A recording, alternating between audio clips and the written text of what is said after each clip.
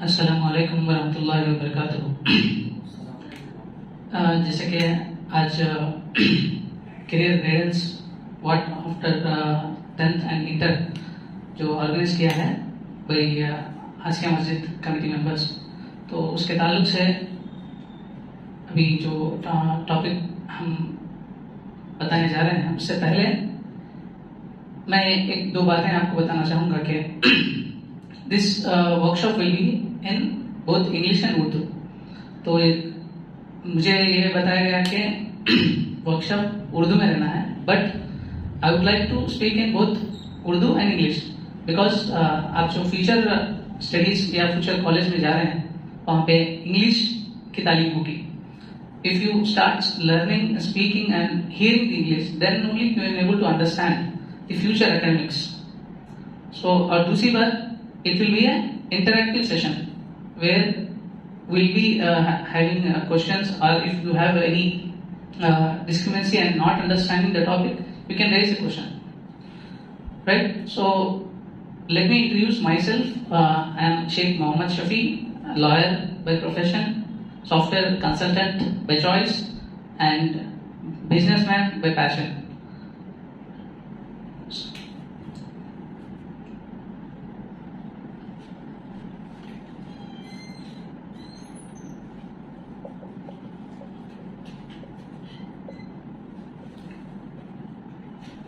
What next after 10th? तो topic में जाने से पहले एक जरूरी बात जो मैं आपको बताना चाहूंगा कि जो एज है आपकी 15 to 17 years, 15 to 16 years, which is a very important age at this period. ये जो एज है, ये एज आपको डिसाइड करती है कि नेक्स्ट 50 to 60 years आप कैसे रहेंगे। आपको आज डिसाइड करना पड़ेगा कि नेक्स्ट 50 to 60 years आपकी लाइफ कैसे होना है। आप बेहतर जिंदगी हासिल करना है, बेहतर जिंदगी गुजारना है, तो आज आपको आज ही से डिसाइड करना पड़ेगा कि what will be your life after 50 to 60 years. सो अगर आप ये 50 to 60 years बेहतर जिंदगी गुजारना है तो ये जो 6 years हैं 15 to 21 years, तो बेहतर एजुकेशन, बेहतर तालीम आपको हासिल करना पड़ेगा। अगर आपने इस जो पीरियड 6 years का जो पीरियड है उस पीरियड को ऐसे ही गुजार देंगे, अगर अच्छी तालीम नहीं हासिल करेंगे तो 21 to 23 years में आपकी शादी हो जाएगी, तो आपको पता ही नहीं होगा कि आप कौन सी जगह जाएंगे, कौन से गांव जाएंगे, किससे आपकी शादी होगी, तो आपको ये पता ही नहीं होगा।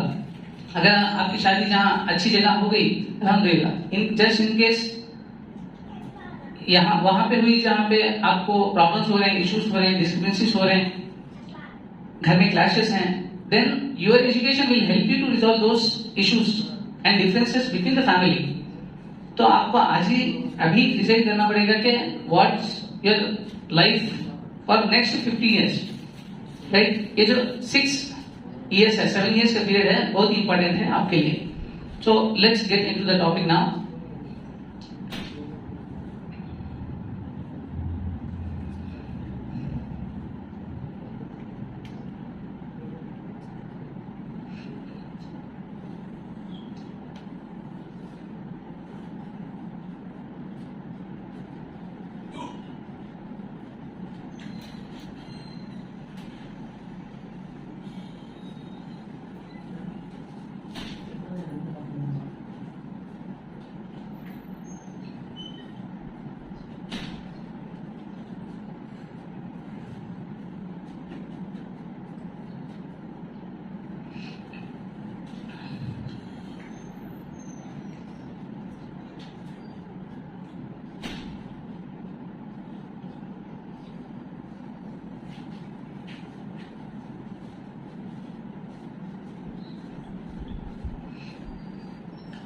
Now we'll discuss what's after 10th. Okay, we have courses here after 10th. One is intermediate, next is polytechnic, and we have vocational courses. So in intermediate we have MPC, BPC, CGC, MEC, and HEC. So you may have heard these two courses, correct? So you may not have heard these three, correct? So I would like to ask you, what's your interest?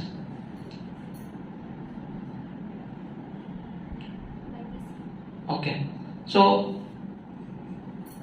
your interest is BiPC. I would like to tell you, after BiPC, you have options.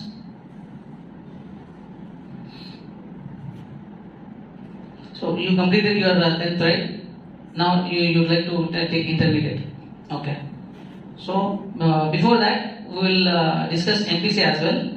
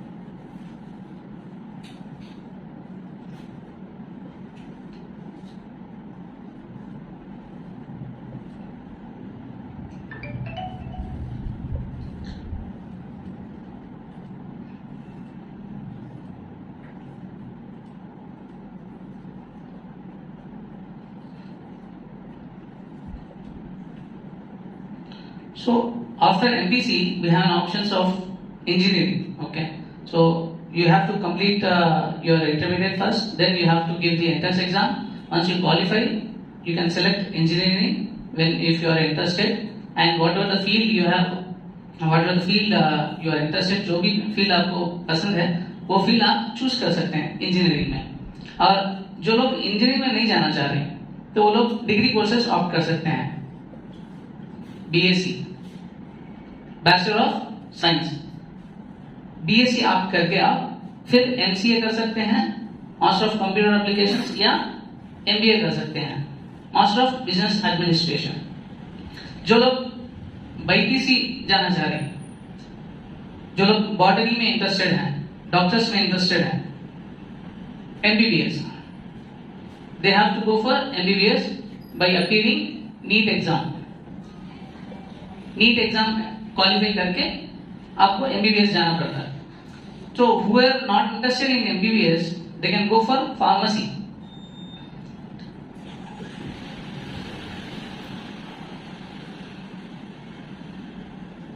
Do you have any idea of pharmacy courses? So pharmacy वो है जो tablets के बारे में या manufacturing के बारे में उस पर काम करते हैं. डॉक्टर क्या काम करता है? ट्रीटमेंट करता है, सर्जरी करता है, बट उसके जो टैबलेट्स हैं, टॉनिक्स हैं या कैप्सूल्स हैं, उसके ऊपर जो काम करने का कोर्स है बी फॉर्म, और उसके बाद PG M फॉर्म, राइट. सो अगर जो लोग बोथ MPC BiPC नहीं लेना चाह रहे, they are not interested in both MPC and BiPC, but they have to take another courses. So what courses they can go? CEC, MEC, HEC there, but बहुत कम लोग HEC लेते हैं. CEC क्या है? Civics, Economics and Commerce. जो लोग business side जाना चाह रहे हैं, कॉमर्स की साइड जाना चाह रहे हैं, CEC ले सकते हैं. CEC कंप्लीट करने के बाद 2 years CEC, then they can go for BCom, BBA, Bachelor of Business Administration, Bachelor of Commerce, Bachelor of Arts, Bachelor of Law और LLB. जो लोग लॉ की तरफ जाना चाह रहे हैं, लीगल इश्यूज देखना चाह रहे हैं, लॉयर बनना चाह रहे हैं, तो they can go for LLB. LLB has 3 years course and 5 years course.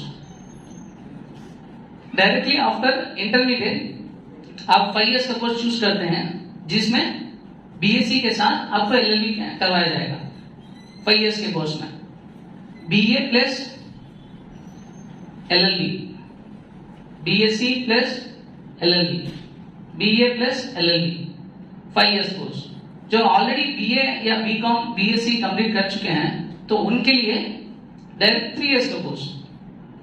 So once LLB complete होने के बाद आपको बार काउंसिल में रजिस्टर करना पड़ता है, तो उसके बाद आपको एडवोकेट की डिग्री मिलती है। नेक्स्ट, जो लोग CEC लेके BCom परस्यू करके ये जो कोर्सेस हैं अवेलेबल इनको ले सकते हैं। और जो लोग MBC ले रहे हैं, MBC maths economics commerce,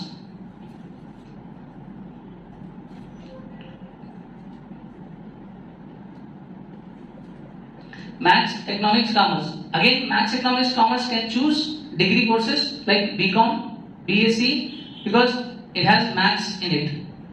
Maths एक ऐसा सब्जेक्ट है जो हर किसी को लेना पड़ेगा, क्योंकि लॉजिकल रीजनिंग लाइफ में बहुत सारे सिचुएशंस में मैथ्स हमको यूज आता है, तो maths is very important nowadays.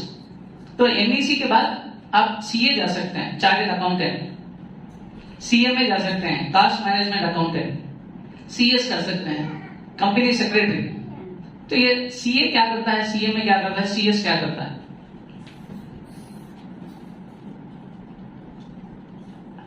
CA chartered accountant will handle tax related issues, tax compliances, tax filing, जो हमारा बिजनेस में जो टैक्स हम पे करते हैं उसका स्टेटमेंट्स, अथॉरिटी, ऑडिट सब CA करता है। Okay. And CMA cost accountant, cost and management accountant. एक कंपनी में खर्चा कितना आ रहा है, एक प्रोडक्ट बनने के लिए कितना कॉस्ट है, और एक प्रोडक्ट को कंट्रोल कैसा करना है। एक कंपनी में जो कॉस्ट खर्चा ज्यादा बढ़ जाता है तो उस खर्चे को कैसे कम किया जा सकता है, कॉस्ट मैनेजमेंट अकाउंटेंट देखता है। नेक्स्ट, कंपनी सेक्रेटरी, जो कंपनी के पूरे कंप्लायंसेस होते हैं, लाइसेंसेस होते हैं, कंपनी न्यू ब्रांच ओपन करना चाह रही है, न्यू कंपनी अक्वायर करना चाह रही है, ये सब सिलसिला कंपनी सेक्रेटरी देखता है। Right? So we have covered almost all the courses now. So we have few more courses like polytechnic where we have diploma courses in it. Diploma courses में बहुत सारे हैं, जैसे कि फार्मेसी हो गया, इंजीनियरिंग हो गया, EEE हो गया, which will be covered by another speaker from Maulana Azad university. तो वो लोग आएंगे, आपको एक्सप्लेन करेंगे। So as of now we have covered this. If you have any questions in it, just let us know. आपको कुछ डाउट है इसमें, आप कौन से कोर्स लेना चाह रहे हैं, व्हाट योर स्किल्स, आपका इंटरेस्ट क्या है? अक्सर लोग MPC BPC लेते हैं सर। अब एक जने MPC हमारे दोस्त कौन तो भी दोस्त MPC लेते हैं, हमें सोच रहे MPC ले लिए, BPC ले लिए। Right. अक्सर लोग MPC BPC के ऊपर कंसंट्रेट करते हैं, तो क्या उसमें ज्यादा फ्यूचर है क्या? Right question.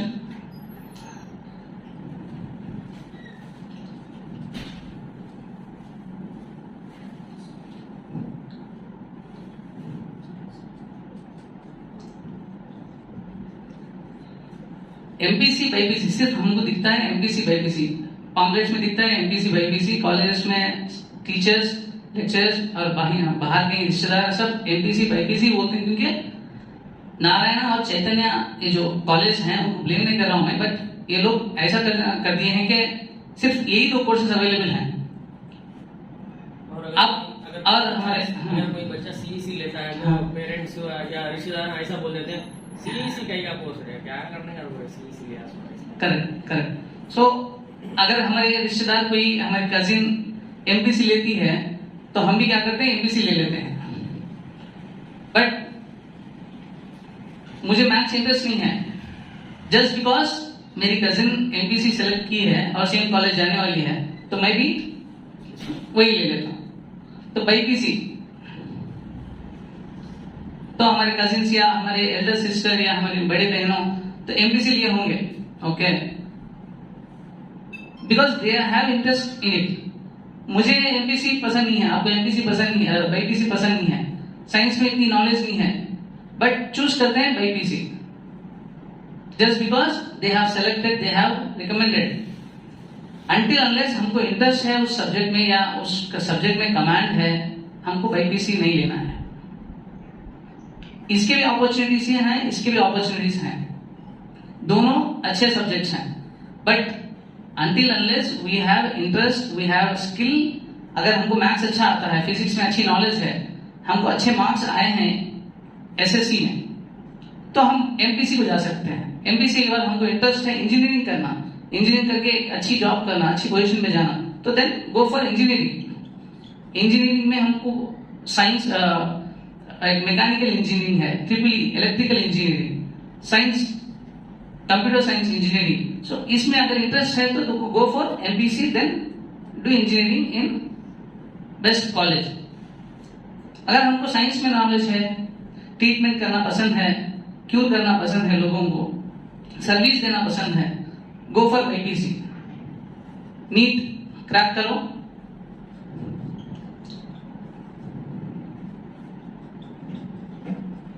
MBBS, BDS.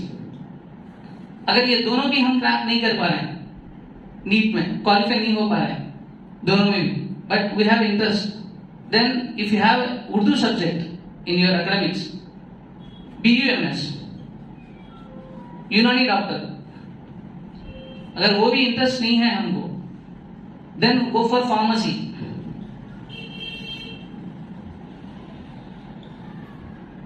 D pharm, pharma D, ये सब फार्मेसी कोर्सेस हैं। फार्मेसी की भी बहुत अच्छी वैल्यू है।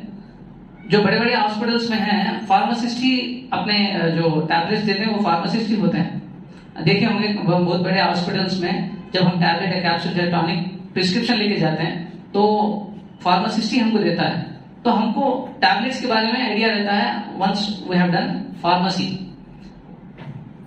फार्मेसी करने के बाद अगर हमको इंडिविजुअल करना है तो फार्मेसी रखना है या जॉब्स करना है, रेड्डीज लैबोरेटरी, सन फार्मा, ऐसे बहुत सारे बड़े बड़े कंपनीज हैं जो टैबलेट्स, कैप्सूल्स, टॉनिक्स मैन्युफैक्चर करते हैं, तो इन कंपनीज में हमको जॉब मिलती है फार्मेसी करने के बाद। सैलरीज अच्छा है, salaries based on experience, knowledge. हमको इंटरव्यू देना है, इंटरव्यू में सवाल करते हैं कि how you are going to manufacturing a tablet by using the raw materials. उन्होंने बोलते हैं कि टैबलेट जो हम सीखते हैं फार्मेसी में, तो एक टैबलेट बनने के लिए क्या क्या इंग्रेडिएंट्स होना है, तो वी मस्ट हैव नॉलेज। तो इंटरव्यू क्रैक करना है तो बेस्ड ऑन इंटरव्यू और सैलरी डिसाइड। इंटरव्यू के परफॉर्मेंस में हमारी सैलरी डिसाइड होती है। जब हमारे पास इतनी स्किल है तो आई डिमांड फॉर सैलरी। मेरे पास स्किल है, नॉलेज है, डिग्री है, परसेंटेज है, then will demand for salary. उन्होंने जितना देती है उतने नहीं, मुझे इतना होना है सैलरी, तो वो डिसाइड करना है, राइट। तो वो पूछने की पोजीशन में अगर हमको आना है तो हमारे एकेडमिक्स अच्छे होना है। इंटर और बैचलर्स डिग्री में हमको अच्छा काम करना है, अच्छा पढ़ना है, right. So any other questions? आप पीछे कोई भी है, कोई डाउट्स है आपको? कौन सा कोर्स लेना चाह रहे हैं?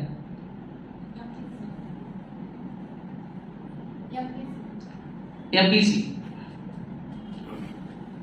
मैं जान सकता हूं क्यों लेना चाह रहे हैं? What's your skill, what's your interest, what you want to be, मतलब क्या बनना चाह रहे हैं, क्या करना चाह रहे हैं लाइफ में? Okay, very good.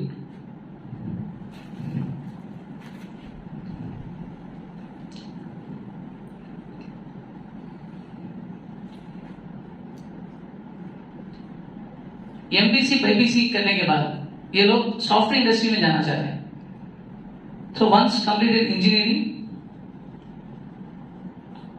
CSE, computer science course लेने के बाद इसमें बहुत सारे कोर्सेज हैं, जैसे कि C हो गया, C++ हो गया, जावा, एडिशनल कोर्सेज जो लेटेस्ट हैं, ये हो गया, आर्टिफिशियल इंटेलिजेंस, डेटा साइंस। तो ऐसे सब कोर्स करके एक प्रोजेक्ट हमको बनाना है which will helpful to the company। Company को बताना है कि we have done this project, we have created एक वेबसाइट हमने क्रिएट किया by using Java, by using .NET, by using PHP। ऐसे सब कोर्सेज हम इंजीनियरिंग में सीखते हैं। सीखने के बाद उसको इम्प्लीमेंट करना पड़ेगा। कि सैंपल एक वेबसाइट हमने बनाया है कि सो वेबसाइट, तो आप देखिए ये वेबसाइट, तो बेस्ड ऑन दैट इंटरव्यू में हमारी सैलरी और हमारी जॉब मिलेगी। बट सीएससी हमने 4 इयर्स कर दिया, हमने कुछ प्रोजेक्ट ही नहीं किया, हमको कुछ नॉलेज ही नहीं है सॉफ्टवेयर इंडस्ट्री में जाने की, जो लेटेस्ट सॉफ्टवेयर अवेलेबल है उसके बारे में हमको नॉलेज ही नहीं है, तो हमको जॉब मिलेगी? मिलेगी क्या? जब हम ये 4 इयर्स में काम कर रहे हैं, पढ़ रहे हैं, तो साथ ही साथ हमको काम करना है प्रोजेक्ट पे, एक टीम बनाना है, एक टॉपिक चूज करना है। जैसे अब ई कॉमर्स हो गया, ई कॉमर्स का एक टॉपिक, ई कॉमर्स का एक ऐप बनाना है, वेबसाइट बनाना है, उसका ERP बनाना है, ये सब चीजें उनकी नॉलेज गेन करना है, गेन करके प्रैक्टिकल प्रोजेक्ट उनको दिखाना है, तब जाके हमको जॉब मिलती है। BPC कर लिए, सॉफ्टवेयर इंडस्ट्री में जाना है, जा सकते हैं? किसी को आइडिया है? BPC हो गया 2 इयर्स, MBBS सीट मिली नहीं, BDS सीट मिली नहीं, BSc कर लिए, BSc बायोटेक्नोलॉजी, BSc बायोटेक्नोलॉजी हो गया, bachelor degree 3 years, 2 years BPC, 3 years bachelor degree, then we have to do one course, कोई भी ऐसा कोर्स जो मार्केट में अभी ट्रेंडिंग में है या अभी कंपनीज यूज कर रहे हैं, उसके ऊपर काम करना पड़ेगा, उसके ऊपर एक्सपीरियंस गेन करना पड़ेगा, then we have to apply for job in IT industry. जो भी आपको इंटरेस्ट है उस फील्ड में जाना है। MPC BPC के बाद IT इंडस्ट्री में ऐसे जा सकते हैं। अगर B फार्मेसी कर लिया but still want to go for IT company, B pharm IT में जाना चाहे तो देयर आर सॉफ्टवेयर SaaS, ये प्रोग्रामिंग सॉफ्टवेयर हैं जो बड़े बड़े कंपनीज, US की कंपनीज में क्या होता है, डॉक्टर्स के जो प्रिस्क्रिप्शन देते हैं उसको एनालाइज करते हैं फॉर इंश्योरेंस कंपनी से, इंश्योरेंस कंपनी को क्लाइम करने में के लिए यूज करते हैं। तो ये सॉफ्टवेयर की नॉलेज हमको होनी है। ये सॉफ्टवेयर अगर हम सीख लिए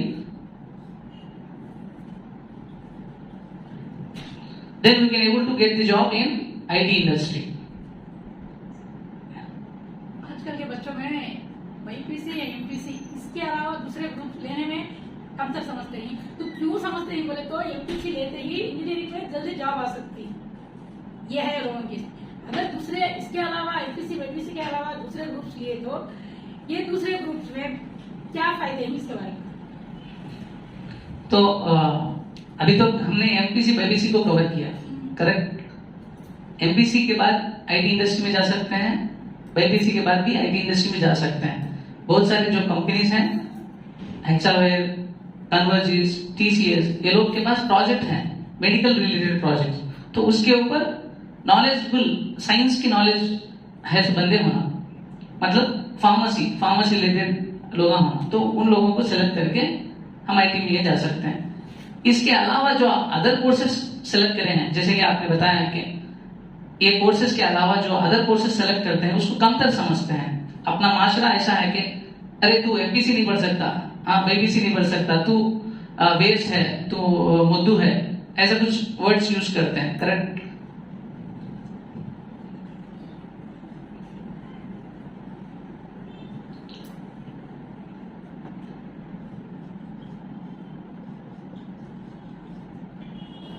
CEC civics economics commerce, MEC maths economics commerce, ये दो कोर्सेज हैं जिसके बाद भी एक स्टूडेंट IT इंडस्ट्री में जा सकता है।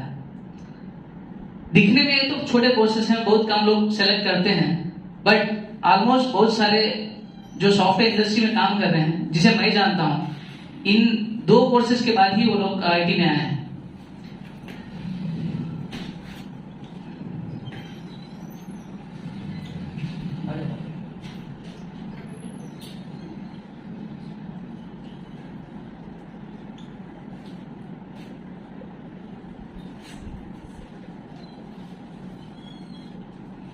ये दोनों कोर्स करने के बाद डिग्री ऑप्शंस ये हैं: BBA bachelor of business administration BCom 3 years, MBA 2 years। इसके बाद भी एक स्टूडेंट आईटी इंडस्ट्री में जा सकता है एक सॉफ्टवेयर कोर्स करके। हर कंपनी में एक सॉफ्टवेयर कोर्स रहता है, जैसे फाइनेंशियल हो गया, एमबीए करके क्या बनता है बच्चा, बिजनेस की नॉलेज गेन करता है। एक टॉप $multi-million कंपनी को क्या होना है, एक सॉफ्टवेयर होना है to cover all the companies available in the world. से सपोज टीसीएस हो गया, टीसीएस नाम सुने हैं, टाटा कंसल्टेंसी सर्विसेज, कितने जने सुने हैं? रिलायंस सुन के हैं? रिलायंस कितनी कंट्रीज में है अवेलेबल, मालूम नहीं। तो मोर देन 10 कंट्रीज में अवेलेबल है। तो ये मोर देन 10 कंट्रीज में एक रिलायंस कंपनी अवेलेबल है, तो वो कंट्रीज में कितने लोकेशंस में अवेलेबल है? सपोज इंडिया में कितनी जगह रिलायंस है? Almost all the India, okay. सब स्टेट्स में, सब एक स्टेट में कितने सिटीज हैं? बहुत हैं। तो उन सिटीज में फिर जो टाउन्स हैं, टाउन हमारे कड़पे में भी है रिलायंस, करेक्ट है ना? कड़पे में ही सिर्फ 10 to 15 आउटलेट्स रिलायंस के रहते हैं। तो इतनी बड़ी कंपनी को चलाने के लिए एक बड़ा सॉफ्टवेयर होना, फिनांस सॉफ्टवेयर के पैसा कितना आ रहा है या कितना जा रहा है, एम्प्लॉइज कितने काम कर रहे हैं हमारे पास, उनको डेटा अगर होना है। जो रिलायंस का ओनर कौन है? अंबानी, सबको मालूम है। तो अंबानी अगर बैठ के शाम में ये सोचें कि मेरी कंपनी ऑल ओवर इंडिया है, फलाने कड़पे में कितना इनकम आ रहा है, कितना एक्सपेंसेस हो रहे हैं, मालूम अगर करना है तो किसको पूछना पड़ेगा? जो इंचार्ज है, जो मैनेजर है, उसे पूछते हैं। उसके पास क्या रहता है? सॉफ्टवेयर। तो वो सॉफ्टवेयर की बिना पर, सॉफ्टवेयर की information based on that software, उनको डेटा मिलता है कि फलाने गांव में, फलाने कड़पे में रिलायंस कंपनी का इतना इनकम है, रिलायंस के इतने एक्सपेंसेस हैं, इतने सैलरीज हम दे रहे हैं। तो उस सॉफ्टवेयर को मैनेज करने वाले कौन? एमबीएस, बीकॉम, जो बीकॉम करके हैं, जो ऑलरेडी कोर्स सीखे हैं, वो पर्टिकुलर कोर्स। तो जैसे कि ऑरेकल हो गया, सैप, ये दो बड़े कंपनीज हैं ऑलमोस्ट, जो बड़े बड़े कंपनीज यूज कर रहे हैं। तो वो सॉफ्टवेयर की हेल्प के बेस पे उनको डेटा मिलता है कि इतना इनकम है, इतना एक्सपेंसेस है, और नेक्स्ट अगर ब्रांच ओपन करना है तो हम इतना पैसा लगा सकते हैं। तो सीईसी लेने के बाद भी आईटी इंडस्ट्री में जा सकते हैं, एमईसी लेने के बाद भी आईटी इंडस्ट्री में जा सकते हैं। अब आईटी इंडस्ट्री में जाना नहीं चाह रहे हैं, एक प्रोफेशनल कोर्स में जाना चाह रहे हैं, just like MBBS and engineering.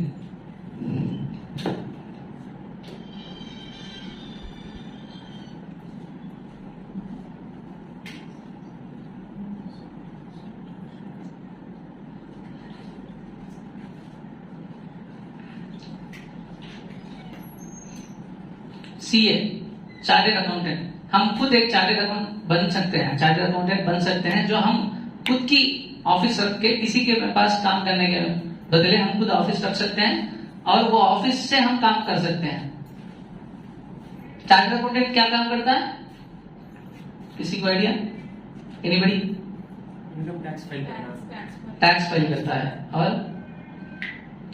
बड़े-बड़े शॉप्स के टैक्स, एग्जांपल रिलायंस, हमने बताया कि रिलायंस का इतना बड़ा बिजनेस है, तो इतना ज्यादा इनकम आ रहा है, तो कितना टैक्स पे करता होगा हमको पता नहीं। तो वो टैक्स का जो कैलकुलेशन करता है वो सीए करता है। रिलायंस से जरी छोटी कंपनी रेमंड थोड़े कम लोकेशंस में है, बट है, तो उनका टैक्स कौन देता है? सीए। उनके पास खुद के सीए होते हैं, जॉब करते हैं उनके पास। तो टैक्स फाइलिंग के साथ tax issues, audit, everything will be handled by chartered accountant, correct? Then cost management accountant, cost management accountant भी सिमिलर टू सीए है, बट एक कंपनी में मैन्युफैक्चरिंग रहता है on daily basis, number of products. एक cellphone है, एक cellphone manufacturing करने के लिए क्या चाहिए हमको? Raw materials. तो रॉ मटेरियल्स पूरे दूसरे जगह से आते हैं, मतलब डिफरेंट प्लेसेस, डिफरेंट लोकेशन से एक जगह आता है, उधर असेंबल करते हैं, तो उसमें कॉस्ट कितना हुआ अपना? तो ये कॉस्ट को, कॉस्ट कंट्रोल को, कॉस्ट मैनेजमेंट को करने वाला कौन? Cost and management accountant. तो इसमें बहुत सारे जॉब्स भी हैं और अपना खुद का करने के लिए कम अपॉर्चुनिटीज हैं, बट जॉब तो कंपलसरी मिल जाती है। CS कंपनी सेक्रेटरी, MEC करके आप डायरेक्ट कंपनी सेक्रेटरी में जा सकते हैं।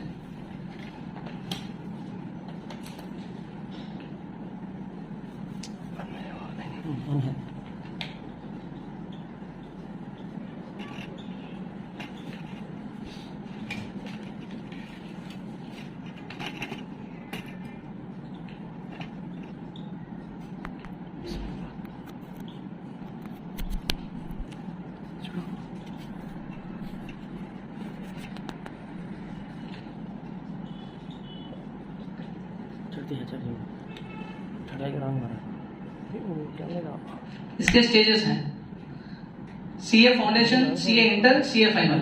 जैसे डिग्री हो गया वैसे ही इसमें CA फाउंडेशन, CA में इंटर, CA में फाइनल। CS में same, executive and professional. So CS क्या करता है? Company secretary. जैसे एग्जांपल ले लिया हमने रिलायंस का। रिलायंस कंपनी अगर नई ब्रांच ओपन करना चाह रही, दूसरे लोकेशंस में ओपन करना चाह रही, तो उसके licences, what licenses are required to open a new branch in different location. So उधर के लॉस क्या है, उधर के लेबर लॉस क्या है, उधर के हेल्थ सिक्योरिटी चेक्स क्या है, उधर के इनकम टैक्स इश्यूज क्या है। एक एक कंट्री में एक टाइप ऑफ इनकम टैक्स रहता है, इनकम टैक्स स्लैब्स रहते हैं, तो उधर का लेबर लॉ अलग रहता है। तो वो पूरे कंप्लायंसेस पूरे करने वाला कौन? Company secretary. अगर हम सेल्स कर रहे हैं, ट्रेडिंग कर रहे हैं, खरीदना और बेचना, GST अपने को लगता है, तो GST हैंडल कौन करता है? CS। GST के licences, only licences and compliances. अगर हम लेबर को ले रहे हैं तो लेबर लॉ, अगर हम इनकम टैक्स पे कर रहे हैं, इनकम टैक्स, अगर हम फूड बना रहे हैं, अगर जैसे कि खाने की चीज हो गया, ये सब चीजें हम बना रहे हैं, तो फूड का licence. So all this type of licence will be acquired by company secretary. Clear? So by this I would like to conclude. I hope I have covered all the topics. If you have any questions I can raise. अगर कोई questions हैं आपके तो आप raise कर सकते हैं। आपका question answer हुआ? हाँ जी। तो इसीलिए बच्चों में ज्यादा BPC MPC इसे प्रेफरेंस देते हैं बच्चे। सही बात। तो ये ऐसा बच्चों को मालूम होना है कि इसमें भी हमको जॉब्स मिल सकती हैं बोल के। उनको जॉब भी मिलती नहीं, हम दूसरे ग्रुप लिए तो ऐसा आ गया है, लड़कियों में भी और लड़कों में भी। सही बात। ये बात क्लियर बच्चों को। सही बात। सर बहुत धन्यवाद सर, दो मिनट बात करता हूँ, मैं बात करता हूँ। बोर्ड है। Okay okay.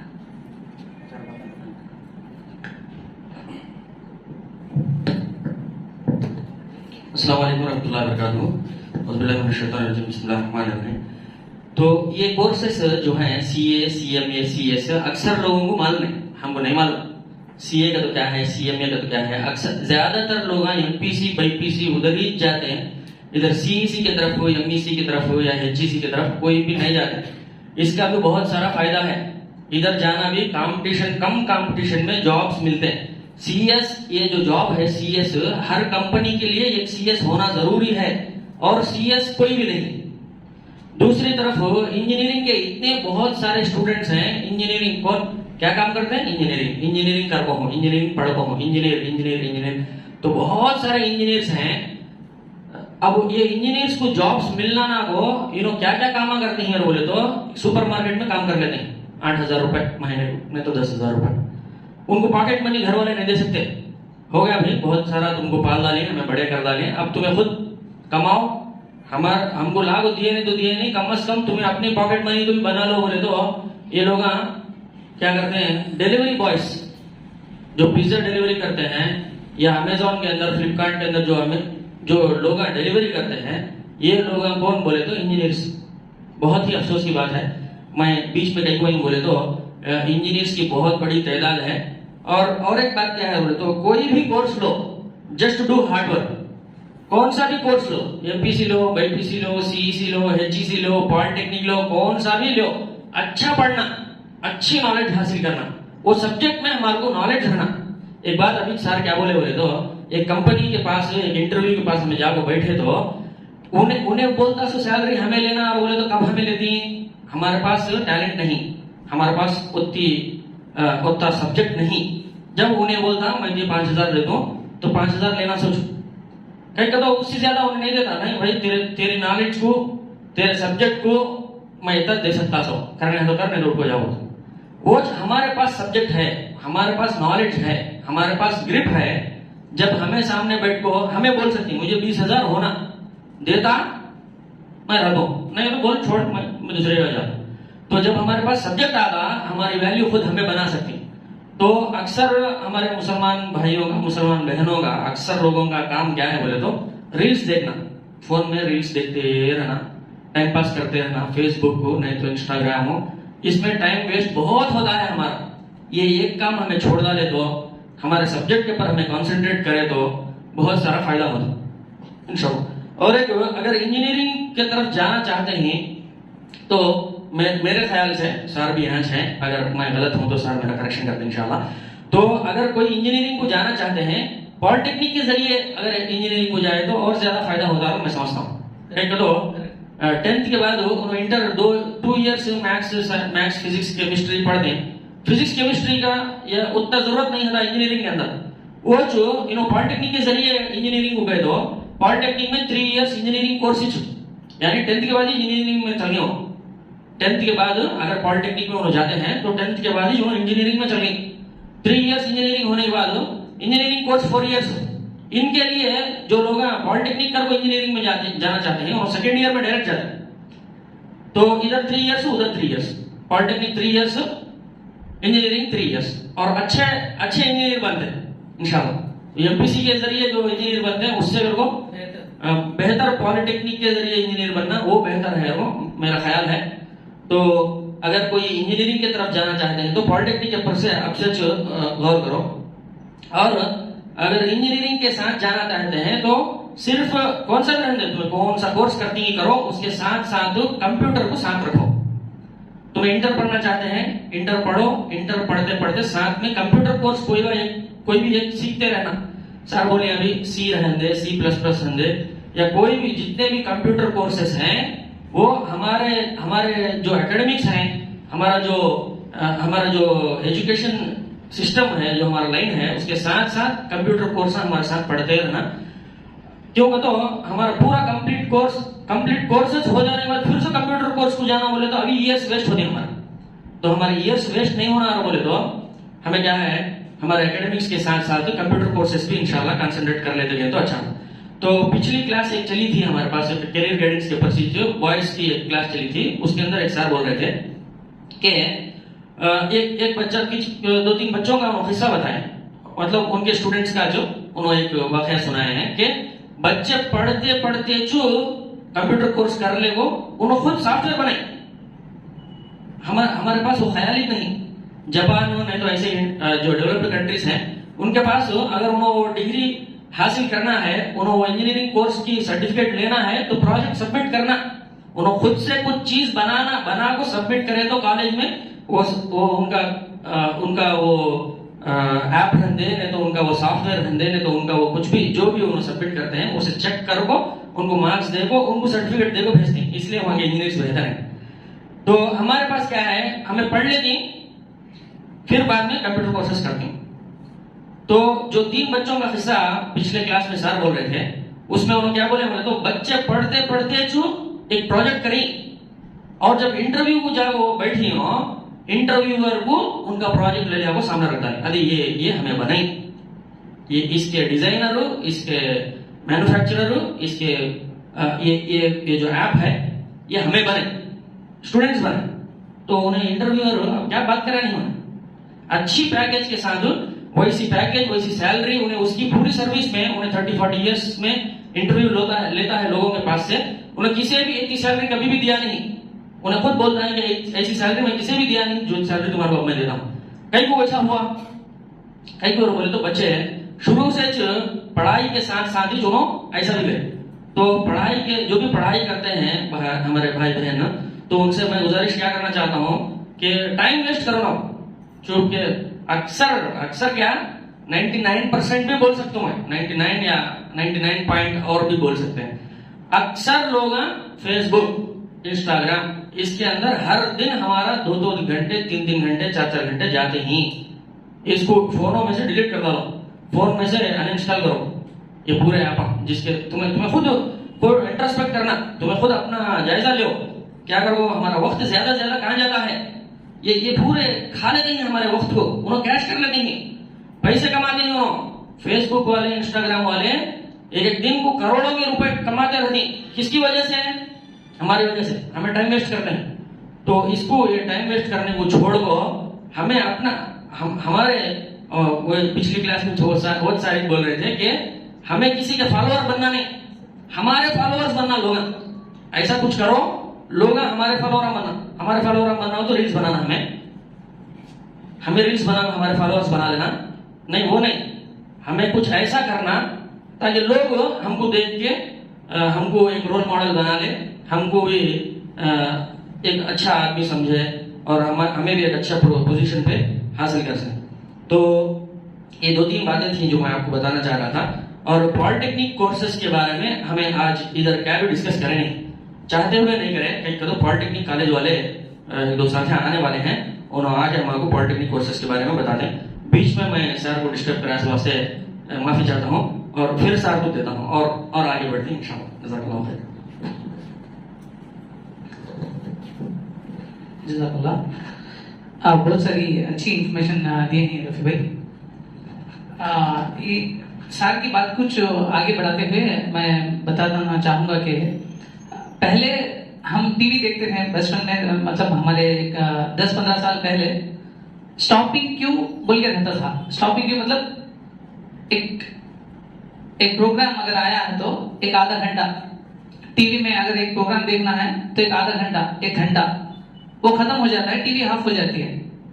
उसको स्टॉपिंग क्यों कहते हैं कि एक संडे के दिन एक प्रोग्राम या कुछ अच्छा एंटरटेनमेंट का प्रोग्राम है तो 1 घंटा देखते हैं या कुछ चैनल देखते हैं 1 घंटा या 2 घंटे, उसके बाद टीवी ऑफ, चैनल ऑफ है, देन हमें दूसरे काम पे कंसंट्रेट कर सकते हैं।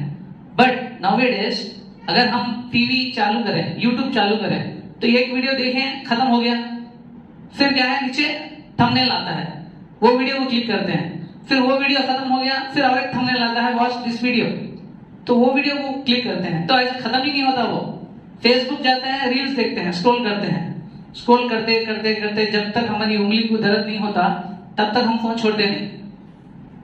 इंस्टाग्राम में, फेसबुक सेम हमारी साइकोलॉजी को यूज करते हैं। वो हमारी साइकोलॉजी ऐसी होगी है कि हर कोई नोटिफिकेशन आए, स्पैन ऑफ अटेंशन खत्म हो गया।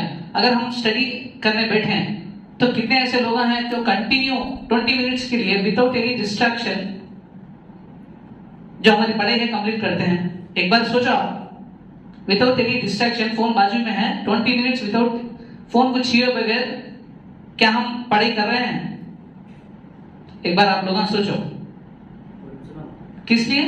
हमारा स्पैन ऑफ अटेंशन खत्म हो गया because of mobile phone. Mobile phone अच्छी चीज है, अच्छा यूज करने के लिए। स्टडीज के दौरान मोबाइल फोन यूज करने से क्या होता है, अपनी स्टडीज डिस्टर्ब होती। तो मैं आपसे गुजारिश कर रहा हूं कि मोबाइल में से जो भी है, फेसबुक, इंस्टाग्राम, जो स्नैपचैट और भी कुछ सोशल मीडिया के एप्स हैं, अनइंस्टॉल करो until you complete your education. जैसे कि मैंने शुरुआत में बताया, आपकी एज 15 ईयर्स है, 15 to 16 ईयर्स, 15 to 21, 23 ईयर्स, ये जो 6 to 7 ईयर्स का पीरियड है आपका, बहुत ही कीमती पीरियड है। It's a golden period, it's a golden phase. इस पीरियड में आपको बेहतरीन एजुकेशन, बेहतरीन इल्म, बेहतरीन तालीम हासिल करना है। Once you complete this period, ये जो 6 से 7 साल का जो पीरियड है आपने कंप्लीट कर लिया, तो नेक्स्ट क्या होगा, आपकी शादी समवेयर हो जाएगी। Then you can not able to gain the knowledge, आप इल्म भी हासिल नहीं कर सकते। इल्म माशाल्लाह बहुत कम ऐसे लोग हैं जो 25, 26, 27 में भी इल्म हासिल कर रहे हैं, but most of the them 99% 23। तो अगर हमको अपनी आगे की 50 to 60 इयर्स की जिंदगी बेहतर करना है, ये जो 7 इयर्स का पीरियड में हमको सैक्रिफाइस करना है और बेहतरीन इल्म हासिल करना है। तो by this I would like to conclude my topic, and we'll take question and answer sessions. If you have any questions, one by one raise your questions. So बोलो, किसी के पास कोई क्वेश्चन है? आप पीछे आप कोई हैं, किसी भी तरह का क्वेश्चन हो, गाइडेंस हो, करियर का हो, जॉब हो।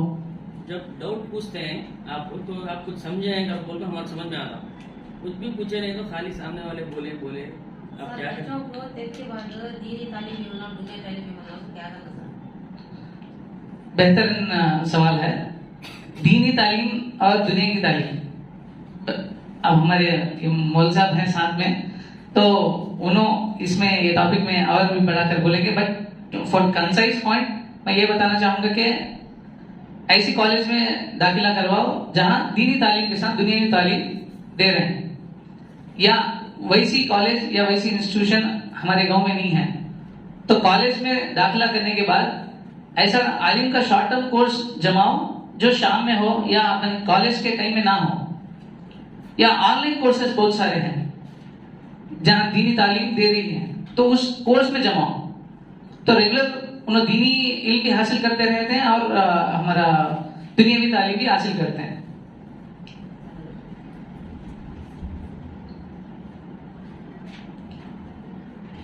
और कोई हमारी बहन?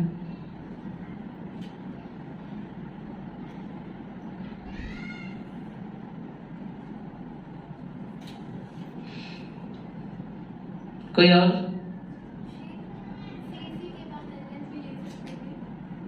Correct question, good question.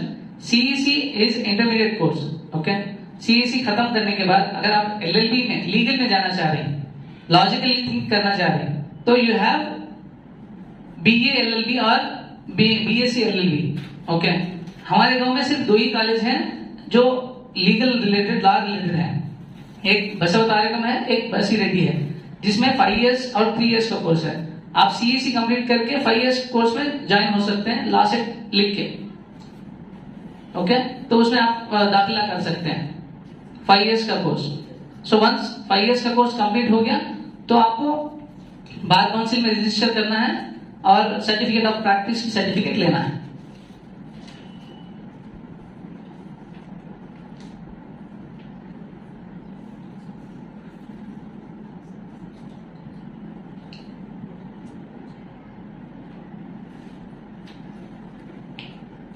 Any other questions?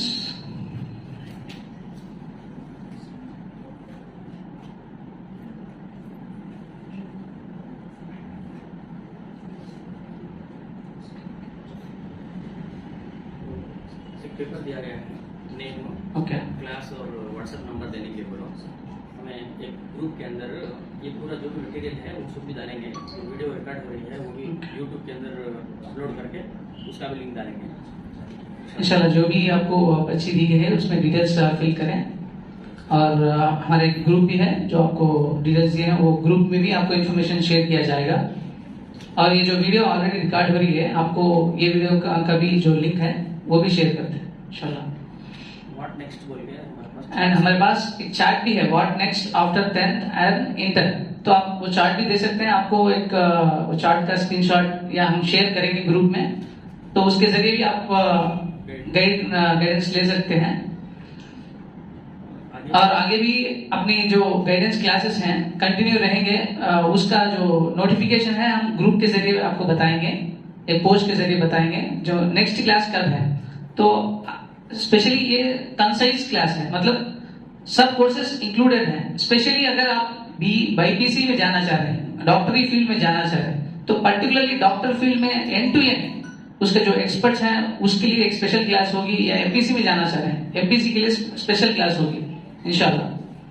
तो आपके कोई भी हैं जो IT इंडस्ट्री में जाना चाह रहे हैं, तो उनके लिए स्पेशली एक IT क्लास हम ऑर्गेनाइज करेंगे, जिसमें एंड टू एंड MPC से लेकर इंजीनियरिंग, देन आईटी करियर में कैसे जा सकते हैं, तो इसका एक पर्टिकुलर क्लास रहेगा। तो अभी हमारे भाई आए हैं जो पॉलिटेक्निक के बारे में एक्सप्लेन करेंगे, जो मौलाना आजाद से आए हैं। इंशाल्लाह आप वो इंफॉर्मेशन भी लियो। And I recommend polytechnic is the best option who are all choosing engineering. अगर इंजीनियरिंग में जाना चाह रहे हैं तो polytechnic is the best option. हमारे कड़पे में बहुत सारे पॉलिटेक्निक इंस्टीट्यूशंस भी हैं फॉर गर्ल्स, तो इस अपॉर्चुनिटी को मिस ना करें और साथ का जो भी इंफॉर्मेशन है आप नोट करें। So over you sir. अब नीट एग्जाम लिखते बच्चे एमबीबीएस में सीट नहीं मिलती बच्चों को, तो वाइस वाले एमबीबीएस में सीट हमको नहीं मिली बोल के, तो एमबीबीएस के अलावा और दूसरे कौन से ही लोगों को लेने के लिए? हाँ, वो ऑलरेडी हम कवर करेंगे। Apart from MBBS and BDS we have B pharmacy है, बी फार्मेसी कोर्सेज हैं, आपको बीएससी बायोटेक्नोलॉजी है, ये साइंस कोर्सेज में आप जा सकते हैं। आप मेडिकल के दौरान आपको एग्रीकल्चर है, agriculture apart from MBBS agriculture में जा सकते हैं। तो ऐसे सब कोर्सेज हैं। स्पेशली जो बाईपीसी है उनके लिए सेपरेट क्लास रहेगी ओनली फॉर बाईपीसी इंशाल्लाह। ये चार्ट अच्छा हेल्पफुल है, इसको फॉलो आपको आप ये चार्ट ले लीजिएगा या फोटो ले लीजिएगा, या हम ग्रुप में भी शेयर करेंगे इस चार्ट को। ये चार्ट आपको हेल्पफुल होगी इंशाल्लाह। ग्रुप में ज्वाइन होने के लिए व्हाट्सएप के फोटो, व्हाट्सएप के कैमरे से ऑलरेडी ये दे दिया है ना। हाँ, ये आप चार्ट ले लीजिएगा, आपके व्हाट्सएप के थ्रू लिंक कर लीजिएगा। न्यू डिवाइस में आपको जाकर एक क्यूआर कोड स्कैन कीजिएगा, डायरेक्टली आप इस ग्रुप में चले जाएंगे, इस ग्रुप में ज्वाइन हो जाएंगे डायरेक्टली। जी, व्हाट्सएप खोलना है, उसके ऊपर कैमरा है ना, तो ये कैमरे को खोल के आपको इसको स्कैन करना है, यानी इसकी फोटो उतारना है। फोटो उतारते तुम्हें डायरेक्ट वो ग्रुप में चल जाए। ये ज्वाइन ग्रुप बोल के बताता है। मैं पेपर देता हूँ, व्हाट्सएप जिसके पास है व्हाट्सएप के नंबर से इसके कैमरे से आप आपका फोन निकाल के व्हाट्सएप में जाइएगा। व्हाट्सएप में आपको 3 डॉट्स रहेंगे, उस पर क्लिक करें तो न्यू डिवाइस बोल के रहता, तो उस पर क्लिक करके सॉरी न्यू ग्रुप ना, कुछ भी नहीं सर, खाली कैमरा के ऊपर क्लिक करना है। व्हाट्सएप खोलने के बाद कैमरा रहता है ऊपर, कैमरा को टच करने के बाद वो कैमरे से उसको फोटो उतारना, डायरेक्ट उसको स्कैन करो, आप उस ग्रुप में ज्वाइन ग्रुप बोल के बताता ज्वाइन। अगर आपके पास फोन अभी नहीं है तो नंबर दे डालो, इंशाल्लाह हमें आपको लिंक भेजेंगे, उसके जरिए जाएंगे। नेक्स्ट हमारे जो नेक्स्ट स्पीकर हैं वो पॉलिटेक्निक के बारे में बताएंगे। आप बराए मेहरबानी नोट कीजिएगा, मोहम्मद सिकंदर साहब।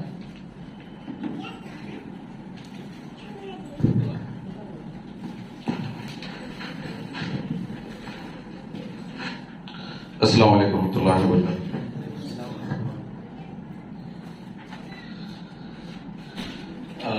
मेरा नाम मोहम्मद सिकंदर हुसैन है। मैं असिस्टेंट प्रोफेसर हूँ Maulana Azad national Urdu university polytechnic Kadapa, जो इदारा हमारे कड़पे के अंदर न्यू रिम्स के पास, जो कि न्यू रिम्स हॉस्पिटल है, उसी के बाजू में एलवी प्रसाद हॉस्पिटल है, उसके बाजू में हमारा इदारा है। पहली चीज हमारे इदारे के बारे में बताऊंगा आप लोगों को मालूमात नहीं रहने की वजह से। हमारा इदारा 2018 में तामीर हुआ है, मतलब स्टार्ट हुआ है कड़पे के अंदर, देवन कड़पा रोड के पास 3 साल चले हमें।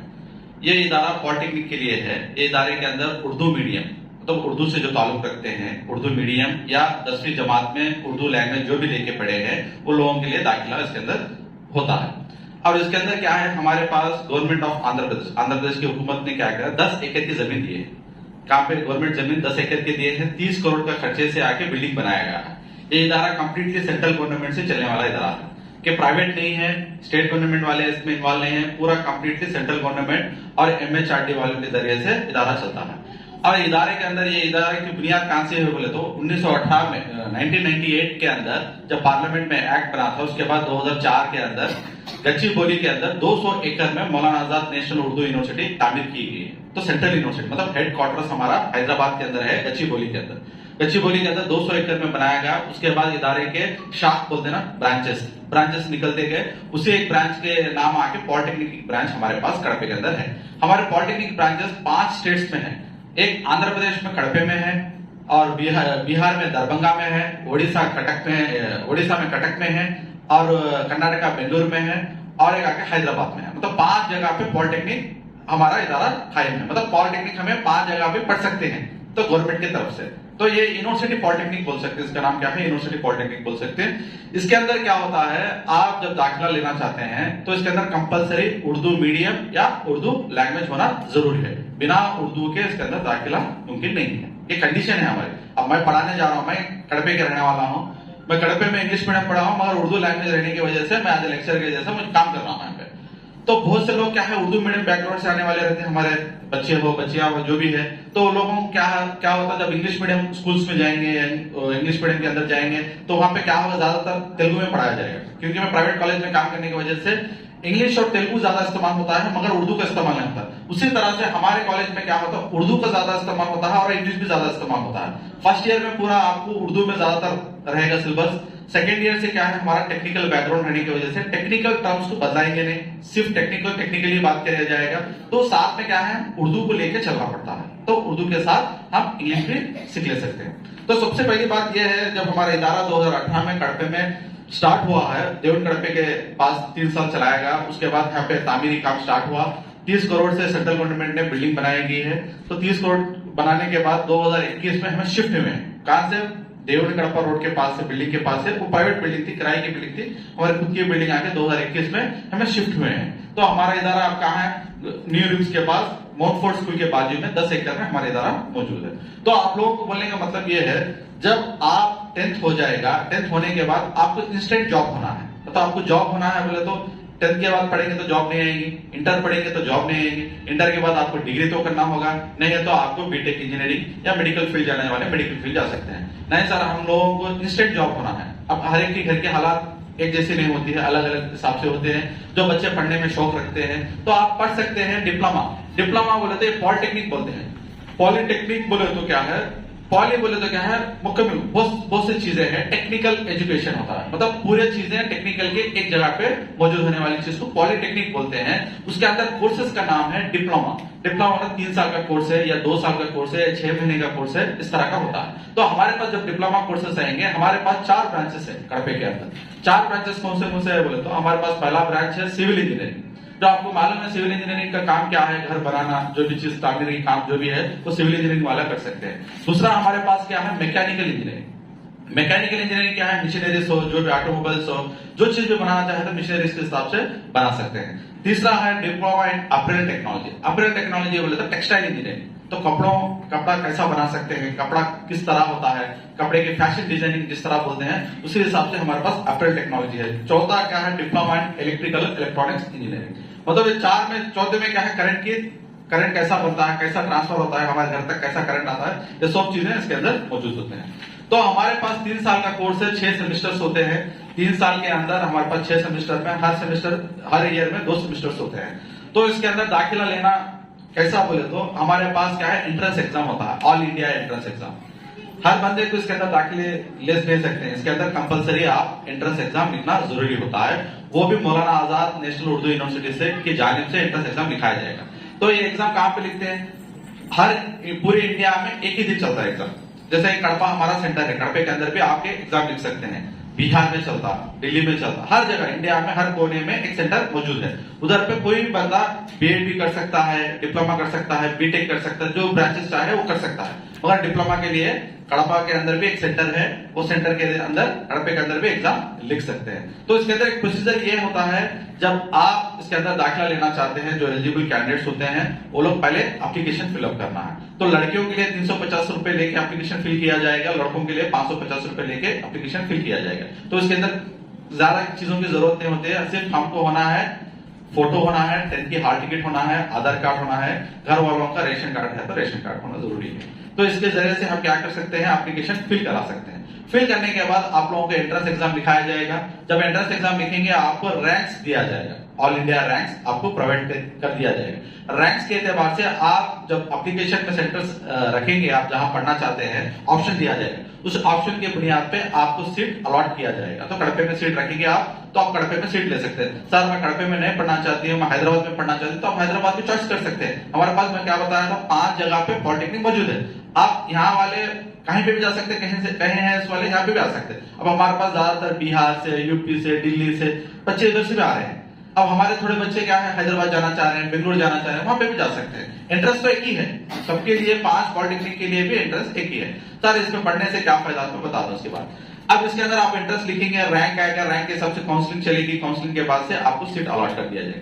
ये ज्यादातर क्या है उर्दू को बचाने के लिए उर्दू बेस्ड यूनिवर्सिटी है, ये रिलीजन नहीं है, मुसलमानी की यूनिवर्सिटी नहीं है। नाम मौलाना आजाद नेशनल उर्दू यूनिवर्सिटी लिखा गया है। मौलाना आजाद कौन है? हमारे पहले एजुकेशन मिनिस्टर है, उनके नाम से यूनिवर्सिटी बनाई गई है। ये मुसलमानी के वास्ते बोल के नहीं, लैंग्वेज जो भी उर्दू पढ़ा हुआ रहता है, तब ज्यादातर उर्दू कौन पढ़ते हैं? ज्यादा हमारे मुस्लिम लोग ही पढ़ते हैं। अब गैरा भी पढ़ना स्टार्ट करते हैं, जैसे जॉब्स आना है, गैर भी पढ़ रहे हैं। एससी एसटी के पोस्ट हमारे पास है, वो लोग पढ़ के आ रहे हैं, ओबीसी के पढ़ के आ रहे हैं। तो गैर लोग क्या है उर्दू पढ़ के हमारे पास भी आके जॉब कर सकते हैं। तो मतलब बोलने का मतलब क्या है, इसके अंदर ऑल इंडिया लेवल में रिजर्वेशन कोटा रहेगा, एससी रहेगा, एसटी रहेगा, ओबीसी रहेगा, जनरल रहेगा। सेंट्रल रहने की वजह से जॉब भी इसी तरह से होते हैं, जनरल, ओबीसी, एससी, एसटी के जॉब भी उसी तरह आएंगे और आप लोगों के दाखिला भी उसी तरह से होता है। तो इंशाल्लाह आप लोग कड़पे में जब अप्लाई करेंगे, इंशाल्लाह आपका दाखिला हो जाने के बाद, काउंसलिंग होने के बाद, पहली चीज ये है सेमेस्टर फीस होगी। तो 950 रुपए पहला सेमेस्टर, मतलब पहला सेमेस्टर के 950 रुपए लड़कियों के लिए, लड़कों के लिए 2350 रुपए की फीस होगी स्टार्टिंग में 6 मंथ्स के लिए।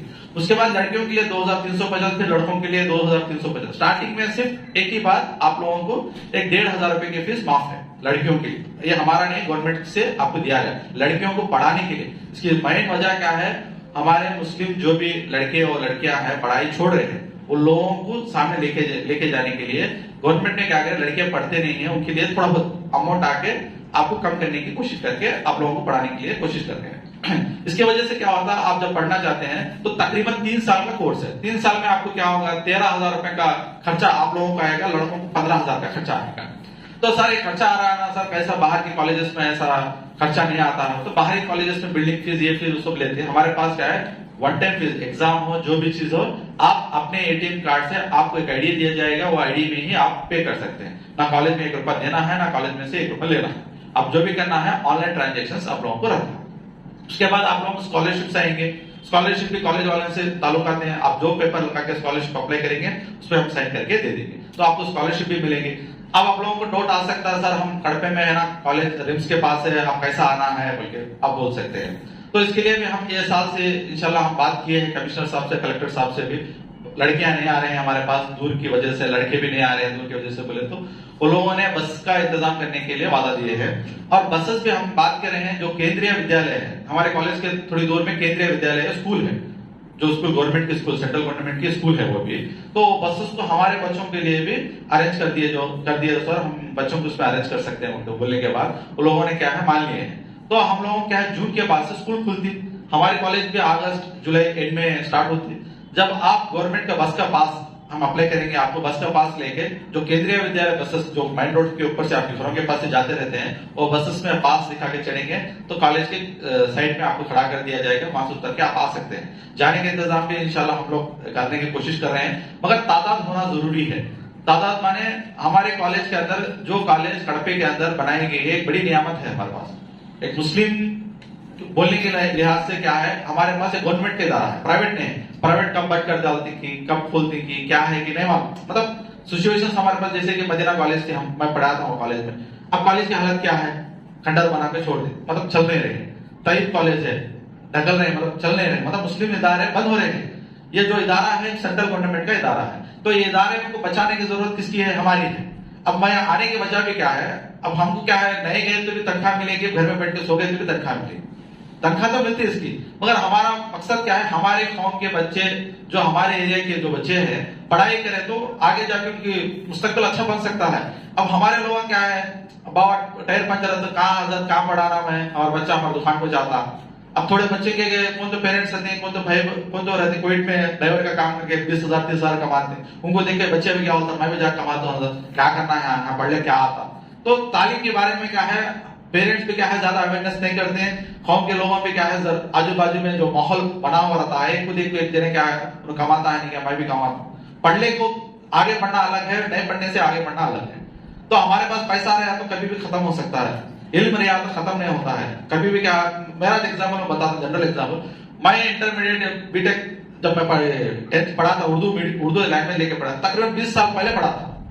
मुझे कहीं पे भी काम नहीं है, मैं इंजीनियरिंग करा, सऊदी गया, काम करा, इंजीनियरिंग कॉलेज में काम, हर जगह काम करके, मगर एक दिन आया वक्त आया कि मेरा जो उर्दू का लैंग्वेज था 10th में इंटर में, वो मुझे आज काम है, ना मेरा पैसा काम है, ना मेरी कोई चीज काम है, मगर मेरे जॉब के लिए, कड़पे के अंदर मेरे जॉब के लिए मैं जो पढ़ के था वो मुझे काम है। तो मैं बोलने का मतलब ये है, अब पढ़ लो, जॉब करती है नहीं करती है दूसरी बात, वो दूसरा बात है, पहले आप पढ़ लेके आपके पास एक छोटी सी डिग्री भी रख ली है, आगे जाके दिनों में क्या है, हालात बिगड़ने वाले हैं, बिगड़ सकते हैं, बोल ले सकते हैं, क्यों बोले तो तालीम नहीं है तो आपको कोई भी कुछ भी कर सकता है।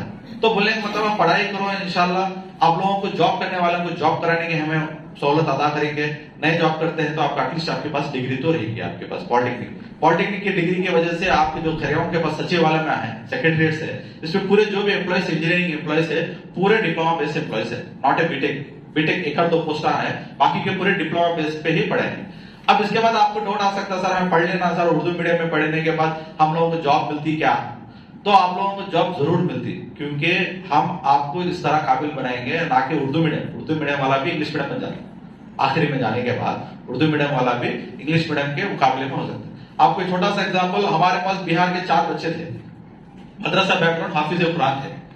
एक बच्चा हाफिज कुरान दरभंगा से आया था, पहली बैच में आया था, अब वो बंदा तकरीबन सऊदी के अंदर 70-80 हजार रुपए कमा रहा, हाफिज कुरान था, इंग्लिश मीडियम से ताल्लुक नहीं रखता था, हाफिज कुरान था, कोशिश करा, 3 साल में डिग्री हासिल करा, 1 साल मुंबई में पार्ट टाइम जॉब करा, उसके बाद सऊदी में काम करा। एक बंदा उसी एरिया से आता, फार्म शरीफ में काम करता। ऐसे बहुत से बंदे हैं, बहुत से लड़कियां भी हैं, लड़कियां बोले तो जिला कागिताल पिंडे के पास एक लड़की थी हमारे पास, खैरुन्निसा बानो बोल के एक लड़की, 2-3 साल पहले की बैच की बच्ची है।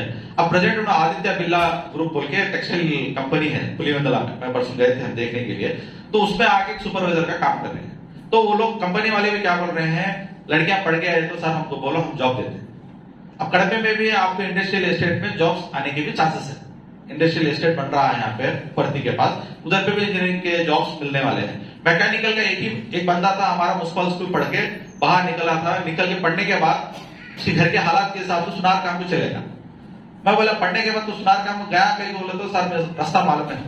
अब हमें उसको लेके आप क्या करें, कंपनी वाले से बात करें, कंपनी में जब काम कर रहा, अब देखा तो सर अल्हम्दुलिल्लाह सर अच्छा काम कर, घर के हालात भी है, माँ बाप उसके क्या थे, रिश्ता वाले कुछ और थे, तो जरूरत क्या करते आदमी मजबूर कर देती कोई ना कोई काम करने के लिए। तो मैं बोलने का मतलब कि आप पढ़ने के बाद 3 साल कंप्लीट होने के बाद इंशाल्लाह आपको जॉब भी मिल सकती है। सर मैं आगे पढ़ना चाहते हैं, बीटेक पढ़ना चाहते हैं, तो आप आंध्र प्रदेश का ई-सेट जो एग्जाम है लिख लेने के बाद आपको इंजीनियरिंग भी कर सकते हैं। तो इंजीनियरिंग आपको सेकंड ईयर से स्टार्ट होगा। तो 3 साल हमारे डिप्लोमा हो गए, इंजीनियरिंग कितने साल हुए, 3 साल, पूरे कितने हुए, 6 साल हो गए। आप इंजीनियरिंग करना चाह रहे थे, इंटरमीडिएट कितने साल, 2 साल, और इंजीनियरिंग 4 साल, तो तकरीबन कितने हुए, 6 साल, ये भी 6, ये भी 6 साल। मगर इसमें क्या है, चांसेस आपको जॉब्स आने के चांसेस ज्यादा है, इसमें जॉब्स आने के चांसेस नहीं है। बीटेक कंप्लीट होना है या डिप्लोमा कंप्लीट हुआ तो आपको जॉब मिल सकती है। तो बोलने का मतलब यह है, आपको इसमें एडमिशन आगे सिर्फ एंट्रेंस बेस पे होगा, मैनेजमेंट के सीट्स नहीं रहेंगे हमारे पास, कुछ भी नहीं रहेंगे। और इंटरमीडिएट जो भी एमपीसी पढ़ लिए हैं, घर में है एमपीसी पढ़ लेके घर पे है, या कोई पढ़ के एमपीसी है, तो लोगों के लिए 2 साल का डिप्लोमा हमारे पास कोर्स कर सकते हैं। तो 3 साल का डिप्लोमा क्या होगा, 2 साल का होगा। आईटीआई 2 साल पढ़ के है कोई भी, तो वो इसमें ज्वाइन करेगा तो उनको कोर्स सिर्फ 2 साल का होगा डिप्लोमा करने वाले के। आजकल जॉब्स पूरे डिप्लोमा बेस पे ही हो रहे हैं, क्योंकि डिप्लोमा बेस के एम्प्लॉयज होना जरूरी है। इंजीनियरिंग क्या सब लोग कर रहे हैं, डिप्लोमा कम लोग ही कर रहे हैं। तो डिप्लोमा में क्या है, स्किल को बढ़ाया जाएगा, इंजीनियरिंग में स्किल को सिखाया जाएगा। इसमें काम करना है, इसमें काम को देखना है। देखने वाला एक बंदा है, काम करने वाले 10 बंदे को रख लेते हैं। अब पूरे देखने वाले 10 बंदे रख, काम करने वाला एक बंदा तो फोन पे रख लेते हैं। कंपनी क्या है, कभी भी काम करने वाले के रख लेते हैं, देखने वाला एक जना सुपरवाइजर है, 10 जने का एक जना है, तो बस वो। तो बोलने का मतलब आप लोगों क्या है, आपको 4 ब्रांचेस है, आप देखना चाहे तो 4 ब्रांचेस है। मैं आपसे आप लोगों से ये गुजारिश करता हूं कि मैं बोलने से आप ज्वाइन हो जाओ बोल के मैं नहीं बोलता हूं। मेरा मकसद क्या है, आपको हमारे यूनिवर्सिटी के बारे में मालूमात कराना है। यूनिवर्सिटी के बारे में मालूमात कराना क्या है, हमारी यूनिवर्सिटी 10 एकड़ में है, इस जगह पे है, इस जगह पे ब्रांचेस चल रहे हैं, इस जगह पे इस तरह के तालीम। सर आप बोलते सही कि झूठ की, आपको डाउट आ सकता है, मेरे बात पे यकीन करना नहीं करना वो आपकी मर्जी है। आप चाहे तो यहाँ से सीधा न्यू रिम्स के पास ऑटो में आ जाएंगे, 50-100 रुपए खर्चा होना, कॉलेज पे आओ, कॉलेज देखो, आपको समझ में आया, आप पढ़ सकते हैं, आपको लायक दिखती है, फिर जाके एडमिशन कर सकते हैं। नहीं तो नहीं करो, फोर्स नहीं है इसमें। आपको बोलने का मतलब क्या, आप आओ, देखो, पसंद आई तो ज्वाइन करो, नहीं पसंद है तो अपनी मर्जी। मैं फोर्सफुल ले लेके जाके मैं आपको ज्वाइन नहीं करा सकता हूँ, क्यों? तो पढ़ने वाले होना है। फोर्सफुल ले लेके जाके बैठे तो क्या करते हैं, एक 6 सेमेस्टर के बाद आपको 6 सेमेस्टर के बाद आप फेल हो जाएंगे, फिर घर में बैठना पड़ता। चाहत रखते हैं पढ़ने वाले। और हमारे इंस्टीट्यूट की तरफ से भी हम लोग क्या है, जो गरीब है, जो नहीं पे कर सकते हैं, ऐसे बच्चों को 1 और 2 बच्चों को भी हम अडॉप्ट कर लेके पढ़ा रहे हैं सर। हमारे हिसाब से थोड़ा बहुत हमारा पैसा गया तो क्या, बच्चे पढ़ने वाले हमारे फॉर्म के पढ़े तो चीजें क्या है आगे जाके बन सकते हैं। तो आपको ये हमारे पास लास्ट डेट 20 मई तक है, ये महीना आखिरी, अगला महीना 20 मई तक है। एग्जाम आके जून 12 तारीख को कड़पे के अंदर होगा। तो आपको कुछ डाउट्स है एप्लीकेशन फिल कराने में, आपको सर हम लोग उतनी दूर नहीं आ सकते हैं, हम एप्लीकेशन हैच करा सकते हैं, तो कहीं एक जगह पे मुझे मौका दिए तो मैं हमारे स्टाफ को लेके आके तो 1-2 घंटे के अंदर पे आपको इंशाल्लाह एप्लीकेशन फिल करा सकते हैं। नहीं सर एप्लीकेशन नहीं, आप खाली आपकी डिटेल्स दे दिए तो मैं व्हाट्सएप करा के रहते हुए आपके एप्लीकेशन फिल कराने की इंशाल्लाह मैं कोशिश करूँ। आप आपके घर वालों से मशवरा करो या आपको मालूमात करो। मेरा बोलने का किस मतलब है, हमारा इल्म जाया मत करो, क्योंकि पढ़ना है पढ़ो, जॉब करना नहीं करना वो दूसरी बात है, पढ़ के तो रहना जरूरी है। पैसा कमाना ऑटोमेटिक कमा लेते, पैसा कमा लेते सर। उर्दू मीडियम का जो डिग्री हासिल करते हैं तो वो और दूसरे जो इंग्लिश मीडियम से डिग्री हासिल करते हैं डिफरेंस आता है? क्या भी डिफरेंस नहीं सर, दो भी एक जैसा ही रहता है। पूरा आके आपको मार्क्स पूरे इंग्लिश में दिखते हैं। उर्दू का क्या भी नहीं, नाम आके ऐसा आता Maulana Azad national Urdu university, central university बोल जाता। मीडियम हमारे को 10th और इंटर में उर्दू सब्जेक्ट होना जरूरी है। हाँ जरूरी है सर, उसके बगैर नहीं होता सर, क्या भी नहीं होता। इंस्ट्रक्शन मीडियम उर्दू बोल के होता है या इंग्लिश? नहीं उर्दू ही था सर। एक्चुअली से क्या है, यूनिवर्सिटी बनी उर्दू के नाम से, मगर हम लोग क्या कर रहे हैं, उर्दू के साथ साथ इंग्लिश भी लेके चल रहे हैं। अब ऐसा नहीं कि पूरा उर्दू पढ़ा दिए बच्चे आके आगे जाके मैं इंग्लिश पढ़ सकते ना सर, तुम लगा के यहाँ खड़ा कर दिए मैं आगे तैर नहीं सकते, नहीं ऐसा दो भी मत। स्टार्टिंग में क्या होता है, जो बच्चे 10th में पढ़ के आते हैं फिजिक्स केमिस्ट्री जो भी है, स्टार्टिंग में बच्चों क्या है उर्दू थोड़ा बहुत इंग्लिश स्टार्ट करते हैं। जब टेक्निकल में आते हैं, टेक्निकल टर्मिनोलॉजी को हमें चेंज नहीं कर सकते। जैसे कि इलेक्ट्रिकल है, अब इलेक्ट्रिकल को मैं इलेक्ट्रिकल बोल दूं, मार्केट में कहते हैं इलेक्ट्रिकल बोलते हैं, मैं बरखी बार बोला था क्या आगे बोलते हैं समझ में नहीं आता उर्दू में। अब रेसिस्टेंस को रेसिस्टेंस बोलते हैं, मजामत बोला था फिर कंफ्यूज हो जाते हैं, सामने वाले को समझ में आना नहीं। उसके बाद से हमें क्या करते हैं, इंग्लिश के साथ साथ उर्दू में। अब जैसे मैं बात करता हूँ, ट्रांसफार्मर स्टैटिक डिवाइस है, ट्रांसफार्मर एक स्टैटिक डिवाइस है, ट्रांसफार्मर एक हो गया, स्टैटिक इंग्लिश आ गया, डिवाइस ये आला है। ओके, बस 3-4 अल्फाज उर्दू के साथ साथ जोड़ते हुए ले को जाते हैं, तो समझाने का बात क्यों मतलब ये उर्दू का है, कंप्लीट हम इंग्लिश पढ़ाए तो और यूनिवर्सिटी निकल जाती है। हमारा रिक्वेस्ट, अभी आप पूरा अपने कॉलेज के बारे में बताए हैं, ठीक है, कॉलेज से हट के हमारे कड़पा में पॉलिटेक्निक कॉलेजेस कितने हैं, और पॉलिटेक्निक कॉलेज में आपकी कॉलेज के जितने कोर्सेज हैं आप बताए हैं वो हटा को पूरे पॉलिटेक्निक के नीचे कितने कोर्सेज आते हैं, कड़पा में कौन से कॉलेजेस हैं, थोड़ा हमारे गाइड करें तो, क्योंकि उर्दू नहीं सो वाले पॉलिटेक्निक करना है। देखो हमारे पास यूज करना चाहेंगे यूज कर सकते हैं। कड़पे के अंदर आप पॉलिटेक्निक पढ़ना चाहते हैं तो कड़पे के अंदर गवर्नमेंट पॉलिटेक्निक भी कॉलेजेस हैं। गवर्नमेंट पॉलिटेक्निक कॉलेजेस क्या है, आपको तिरुपति जाने के रोड पे एक कॉलेज है, गर्ल्स कॉलेज है, पॉलिटेक्निक कॉलेज है। उसके अंदर आके आपको लैंग्वेज बेस है, जो आप जो लेके पढ़े रहते हैं उसके हिसाब से पढ़ सकते हैं। अब कड़पे के अंदर प्राइवेट कॉलेजेस देखेंगे तो भारत इंजीनियरिंग कॉलेज एक है, और एक आपको तहीब कॉलेज एक है, और एक आपको ग्लोबल इंजीनियरिंग कॉलेज एक है।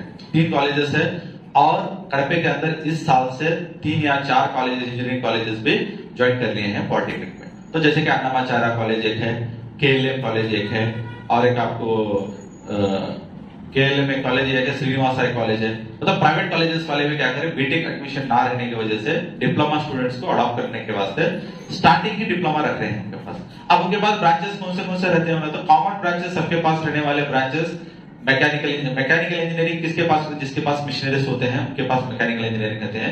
ज्यादातर ईसी रहता है, जैसे छोटे किट्स होते हैं, इलेक्ट्रॉनिक्स किट्स होते हैं, ईसी रहता है, नहीं तो CSC रहता है, कंप्यूटर साइंस इंजीनियरिंग। क्योंकि जिस कॉलेज में बीटेक के अंदर जो ब्रांचेस मेरे पास होंगे मैं उसी का डिप्लोमा लाऊंगा, क्योंकि आगे जाके वो बच्चे को मैं बीटेक में एडमिशन लेना जरूरी होना है। क्योंकि मैं दूसरे ब्रांचेस ले गया, वो बच्चे मेरे को काम नहीं आते, तो मैं क्या करता हूँ, जो इंजीनियरिंग कॉलेज में CSC है मैं डिप्लोमा भी CSC लेके आता हूँ, मैकेनिकल है मेरे पास मैकेनिकल लेके आ सकता, इलेक्ट्रिकल है इलेक्ट्रिकल लेके आता। ये कोर्सेस पूरे आके मेरे हिसाब से तो इसका टाइम तो हो गया है, पॉलीसेट इसका एग्जाम होता है सर इसका, इसका टाइम तो एडमिशन का टाइम तो खत्म हो गया है। अब अभी तो एंट्रेंस एग्जाम है, 24 से 25 तारीख को एंट्रेंस एग्जाम है इसका।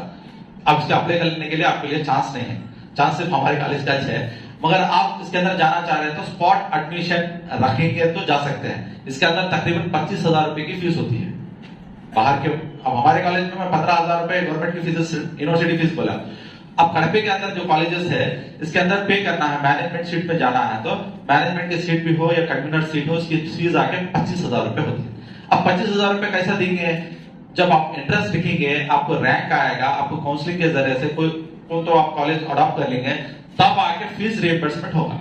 कहां से? गवर्नमेंट के पास से आपको 25,000 रुपए आपके अकाउंट में या आपके पेरेंट्स के अकाउंट में या कॉलेज के अकाउंट में आपको पैसे दिया जाएगा। 25,000 रुपए जगन्नाथ विद्या दीवेना या कुछ स्कीम है उसके बारे में, उसके जरिए से आपको 25,000 रुपए गवर्नमेंट कॉलेज को मिलेगा। जब कब एंट्रेंस लिखना जरूरी है, कोई भी चीज को आपको फीस रिइंबर्समेंट आना है तो कंपलसरी एंट्रेंस लिखना जरूरी है, उसका रैंक आना भी जरूरी है। सीट अलॉटमेंट मैनेजमेंट सीट पे आपको पैसे दे ही दिया जाएगा, आप खुद के पैसे लगाना पड़ता है। अब 25,000 रुपए देने के बाद क्या होता है? कॉलेज में जाएंगे तो कॉलेज वाला बोलेगा यूनिवर्सिटी फीस 2,000 रुपए या बिल्डिंग फीस 3,000 रुपए बोलेगा, 5,000 रुपए आपके पास से एक्स्ट्रा लेंगे, क्योंकि ये पैसा कब आता पता नहीं है। 5,000 रुपए तो पहले आपके पास लिया जाएगा, तो आपको ज्वाइन होने के बाद 5,000 6,000 रुपए से एक्स्ट्रा देना है। गवर्नमेंट के 25,000 रुपए पैसे आपको देके ज्वाइन कर सकते हैं। अब इसके लिए भी क्या है, बसेस अवेलेबल है कॉलेजेस में, जो इंजीनियरिंग कॉलेज के बसेस अवेलेबल है, और बसेस की फीस आप दे लेके आप कॉलेज में जाके कॉलेज कर सकते हैं। यहाँ पे पढ़ना एक ही है, यहाँ पे पढ़ना भी एक ही है। जो हमारे कॉलेज का होता है सेंट्रल का होगा, सेंट्रल बोले तो इंडियन रेलवे, स्टेट बोले तो आरटीसी बसेस, डिफरेंस एक ही है। इंडियन रेलवे लोग कहीं पे भी जा सकते हैं, हमें स्टेट के बोले तो खाली स्टेट तक ही फिर सकते हैं। अब कड़पे के अंदर आप पढ़ना चाहते हैं गर्ल्स के लिहाज से, लड़कियों के लिहाज से तो भारत कॉलेज है, केएलएफ कॉलेज है, दो ही वुमेन्स कॉलेज है, दूसरे कोई कॉलेजेस नहीं है। आप 10th के बाद, सर हम 10th के बाद कुछ कोर्सेज करना चाहते हैं, शायद सर बता दिए रहते हैं आपको, तो आपको टेक्निकल फील्ड्स में आना है बोले तो इंजीनियरिंग आते हैं, मेडिकल फील्ड में जाना बोलते हैं एमएलटी कर सकते हैं, डी फार्मेसी कर सकते हैं, या बाईपीसी ले लेकर कुछ भी कर सकते हैं। अब नहीं है सर हम एग्रीकल्चर फील्ड जाता है, एग्रीकल्चर भी जा सकते हैं। आपको डिपेंड, आपको इंटरमीडिएट क्या है, जंक्शन पॉइंट है, यहाँ से तुम्हें खत्म आप कहाँ रखते हैं, 10th के और इंटर के दरमियान में रहता आपको जो आपको मुकाम पे जाना है, उस मुकाम पे जाना वाला तो 10th और इंटर इंपॉर्टेंट है, उसके बाद आप कहीं पे भी जा सकते हैं। तो ये चीज है सर, कड़पे के अंदर तकरीबन इस बार आके 5 से 6 कॉलेजेस प्राइवेट इंजीनियरिंग कॉलेज वाले डिप्लोमा लेके आए हैं। डिप्लोमा के अंदर mechanical, civil, electrical, computer science, ये इंजीनियरिंग बोल के भी निकाले हैं नया, आर्टिफिशियल इंटेलिजेंस बोल के ये कोर्सेस है, और मैकेनिकल, इस तरह के कोर्सेस है। आपको जो एंट्रेंस लिख के रहते हैं, जब एप्लीकेशन फिल कराया जाएगा उसी टाइप पे लोग ऑप्शन दे दिए रहते हैं। तब जितने लोग दिए नहीं दिए मेरे को तो पता नहीं है इसके अंदर, क्योंकि ये ऑप्शन खत्म हो गया। अब एंट्रेंस एग्जाम 25 को होगा, उसके बाद काउंसलिंग होगी, उसके बाद सीट्स बच गई तो जब क्या बताया जाएगा 50% जिसका भी इंटरमीडिएट में है, सॉरी 10th में 50% मार्क्स जिसके भी है वो आके काउंसलिंग को अटेंड हो सकते हैं। जब काउंसलिंग जाएंगे तो कंसिडरिंग स्पॉट एडमिशन करेंगे तो आपको रिइंबर्समेंट आ सकता है, स्पॉट एडमिशन नहीं रखा जाएगा तो आपको रिइंबर्समेंट नहीं आएगा। तो मैक्सिमम मेरे हिसाब से स्पॉट एडमिशन रखते नहीं है, क्योंकि स्पॉट एडमिशन रखे तो फिर बच्चों को फीसेस भरना, गवर्नमेंट क्या करते हैं, काउंसलिंग को फर्स्ट काउंसलिंग सेकंड काउंसलिंग बोल के खत्म कर देते हैं। बाकी के सीट जो मैनेजमेंट सीट्स है वो बच्चों को क्या करते हैं, मैनेजमेंट सीट्स के लिए आप पढ़ना चाहते हैं, आप जरूरी है तो मैनेजमेंट सीट के लिए कॉलेजेस वाले आपको अप्रोच होंगे, 25,000 रुपए फीस है, वो फीस देना पड़ेगा या छोटे मोटा अमाउंट देके आपको ज्वाइन करना पड़ेगा। तो ये चीजें होते हैं प्राइवेट इंजीनियरिंग कॉलेज के हिसाब से, प्राइवेट डिप्लोमा करना चाहेंगे। अब बाकी का आपको बता, कुछ डाउट है तो पूछ सकते हैं आप सर, कुछ भी आप डाउट है आप पूछ सकते हैं। अब गांव के रहने वाले लड़कियों के लिए भी हमारे पास, लड़कों के लिए भी हमारे पास हॉस्टल का इंतजाम है। हॉस्टल आके माइनॉरिटी हॉस्टल है, गर्ल्स के लिए भी हम हॉस्टल बात कर रहे हैं सोशल वेलफेयर डिपार्टमेंट से, कोई हॉस्टल में 2-3 रूम्स हमको अलॉट करो लड़कियों के लिए, क्योंकि हमारे पास कदरी से, कर्नूल डिस्ट्रिक्ट से, आंध्र प्रदेश में जहां जहां से भी ताल्लुका रखते हैं वो आने के लिए रेडी है। हमारे पास हॉस्टल नहीं है, हॉस्टल के लिए कॉलेज में बनाने के लिए हम लोग गवर्नमेंट से मुताला कर रहे हैं। इंशाल्लाह इलेक्शन के बाद उसका प्रोसेस हो गया तो इंशाल्लाह हम कर सकते हैं। तकरीबन 5 करोड़ का कुछ खर्चा है, फाइनेंशियल क्लियरेंस नहीं होने की वजह से रुकी हुई है फाइल हमारी, तो एस्टिमेशन तो होगा, इंशाल्लाह हॉस्टल भी पढ़ सकता है। यह हमारा, समझो ये हमारा इदारा है, इस इदारे को बचाने की जरूरत भी हमारी है, क्योंकि इस पर पढ़ने वाले ज्यादातर हमारे कौम के बच्चे और बच्चियां रहते हैं। हम पढ़ेंगे तो आगे हमारे जूनियर्स, ओके जूनियर्स आगे पढ़ सकते हैं। हम आगे नहीं पढ़ेंगे तो क्या होगा, बाहर से जितने भी लोग पे आएंगे सीट फिल होंगे, जब हमारी जरूरत मुताला करेंगे तो बोलेंगे आपके लोकल के स्टूडेंट्स कितने हैं। जब लोकल के स्टूडेंट्स कितने हैं, तादाद भी कम होंगे, तो ये यहाँ रखने के बजाय भी कुछ नहीं रहते, बोलेंगे जहां से बच्चे ज्यादा आ रहे हैं वहां पे रख देंगे। यहाँ पे रखना जरूरी क्या है, बच्चे आपके 20 बच्चे भी नहीं आ रहे, 30 बच्चे भी नहीं आ रहे, रखना जरूरी क्या है। इसकी वजह से नुकसान क्या होता है, तो हमारे पास जो इदारा आया हुआ है बहुत मेहनत से आया है, ऐसे नहीं आता इदारा गवर्नमेंट का, बहुत मेहनत के बैकग्राउंड में बहुत से लोग मेहनत करने की वजह से इदारा आया है। इस इदारे को हमें कमजोर कर लेंगे तो खुद हम कमजोर हो सकते हैं। अब हमारी जबान बोले तो उर्दू हर स्कूल में है, शायद लेने वाले लेते हैं, पढ़ने वाले ज्यादातर उर्दू लेके पढ़ने के वजह क्या है, तो टीटीसी करने की वजह से, बीएड करने की वजह से पढ़ते। मैं भी उसी वजह से मैं उर्दू लेके पढ़ा था। मैं तो हमारे पास उर्दू नहीं था स्कूल में, मैं आज सिद्धार्थ पढ़ा था, फर्स्ट बैच हमारे उर्दू लेके पढ़े। आप बोले नहीं सर हमारे भाई उर्दू लेकर टीचर बना, मैं भी टीचर बना, उर्दू रखो साथ, स्कूल छोड़ डालते तो स्कूल में उर्दू रखा। रखने के बाद फिर शायद हमारे रियाज भाई के साथ भी पढ़े थे, सीनियर होते हैं स्कूल के, कॉलेज के, वहां पे गेस्ट में भी न्यूट्रल में उर्दू नहीं था। फिर जब जाएंगे साथ हमारे साथ बुला ले जाते हैं, 2-3 हज़रत तक हमें बुला ले जाके उर्दू पढ़ लिए। वजह हमारी ये थी बीएड करना, जब माहौल ऐसा था 2004-06 में जॉब्स ज्यादा आते थे, सब जगह डीएससी सब जगह टीचर बनना होगा, हम ऐसे बोले। अब ट्रैक क्या होगा, अल्लाह आके हम थोड़ा मोड़ दिया था, हमें इस तरफ आगे इंजीनियरिंग साइड उस तरफ छोड़ दिए, मतलब छोड़ने की वजह भी 15 साल 20 साल ऐसे चले गए हमारे एजुकेशन के अंदर। तो जो भी है ना बोलो, 10th में जो फिजिक्स केमिस्ट्री मैथ्स है वही प्रिपेयर होना है। आप एंट्रेंस एग्जाम, अब हमारे पास एप्लीकेशन फिल करने के बाद हम लोग क्या करते हैं, एक डेटा बना के आप लोगों को पुराने क्वेश्चन पेपर्स, अब इसके अंदर वेबसाइट है हमारा www.manu.edu.in बोल के, आप गूगल में ये मारने के बाद /प्रीवियस क्वेश्चन पेपर्स मारेंगे तो भी आपको क्वेश्चन पेपर आ जाएगा। नहीं तो हम लोग ये प्लान कर रहे हैं, एंट्रेंस एग्जाम जितने एप्लीकेशन आते हैं उनको एक हफ्ते के लिए हमारे पास या कड़प्पा में कहीं पे भी एक सेशंस रखेंगे, मतलब जो भी क्वेश्चन पेपर्स है प्रीवियस क्वेश्चन पेपर्स, उनको उनके बारे में समझाएंगे। आपको समझाना माने आपको पेपर में कौन से क्वेश्चन आएंगे, किस तरह के क्वेश्चन आएंगे, ज्यादातर 10 के आएंगे, ज्यादा हेवी क्वेश्चन आएंगे, 10 के बेसिक क्वेश्चन आप लोगों को पूछा जा सकता है।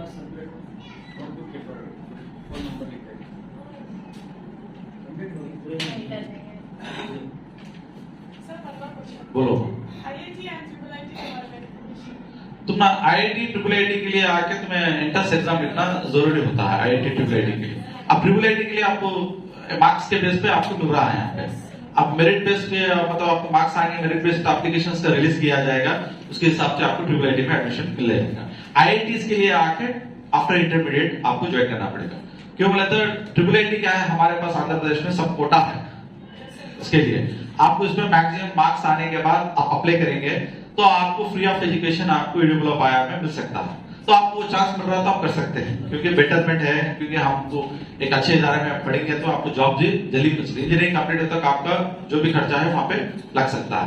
आप IIT में जाएंगे, इंडियन इंस्टीट्यूट ऑफ टेक्नोलॉजी में जाएंगे तो उसके लिए इंटरमीडिएट के बाद ही आपको एडमिशन मिल सकता है। जब इंटरमीडिएट करने के बाद आपको इंट्रेंस होंगे इसके एग्जाम्स के, वो इंट्रेंस लिखने के बाद ही आपको उसके अंदर रैंक्स अच्छा आना पड़ेगा उसके अंदर, तो उसके बाद आपको एडमिशन मिल सकता है। IIIT IIIT दो डिफरेंस है इसके अंदर, थोड़ा सा कंफ्यूज हो जाते हैं बाबा क्या है, तो हमारा आंध्र प्रदेश में ही बस ये है, सो दूसरे जगह पूरे IIIT है, सब IIT Indian institute of technology बोलते हैं सर। वो इंजीनियरिंग भी कर सकते हैं या डिग्री लेवल के कोर्सेज भी कर सकते हैं, वो भी सेंट्रल यूनिवर्सिटी। जिस तरह IIIT है सेम उसी हिसाब से मौलाना आजाद नेशनल उर्दू यूनिवर्सिटी, ये भी सेंट्रल, इसे जो पैसे देता है उससे भी वो पैसे देता है, उसमें पढ़े वाले हमारे पास पढ़ाने आते हैं, याद रखो। और कुछ डाउट से तो पूछ सकते हो आपको क्या है कुछ। देखो आपके रिश्तेदारों में भाई बहन जो भी है पढ़ाई ड्रॉप करना चाहते हैं तो ड्रॉप मत कराओ, 1-2-3 साल तो पढ़ाने की कोशिश करो, जरूरी है आजकल के माहौल में। लड़कियों के लिए क्या है, एक लड़की घर में पढ़ लिए तो पूरा खानदान पढ़ लिया जैसा, क्योंकि घर के माहौल चेंज हो सकता है। लड़के क्या है पढ़ती बाहर चले जाते हैं जॉब्स के लिए, इसके लिए लड़कियां पढ़ लिए तो घर में बच्चों को पढ़ाने के लिए भी हिसाब से रह सकता है, या जॉब करने वाले जॉब कर सकते हैं, डिपेंड कर सकते हैं। हो गया सर, कुछ डाउट है तो पूछ सकते हैं। शुक्रिया मुझे जो मौका दिया आप, सुबह में मैं फोन किया आपको, तो मैं पेपर से हमारे पास कॉन्फ्रेंस बना लेके मैं लेके आया सुबह, तो शुक्रिया सर जो मौका दिया, आप जो सुने हैं आप लोगों को भी शुक्रिया अदा करता हूँ मैं अपनी।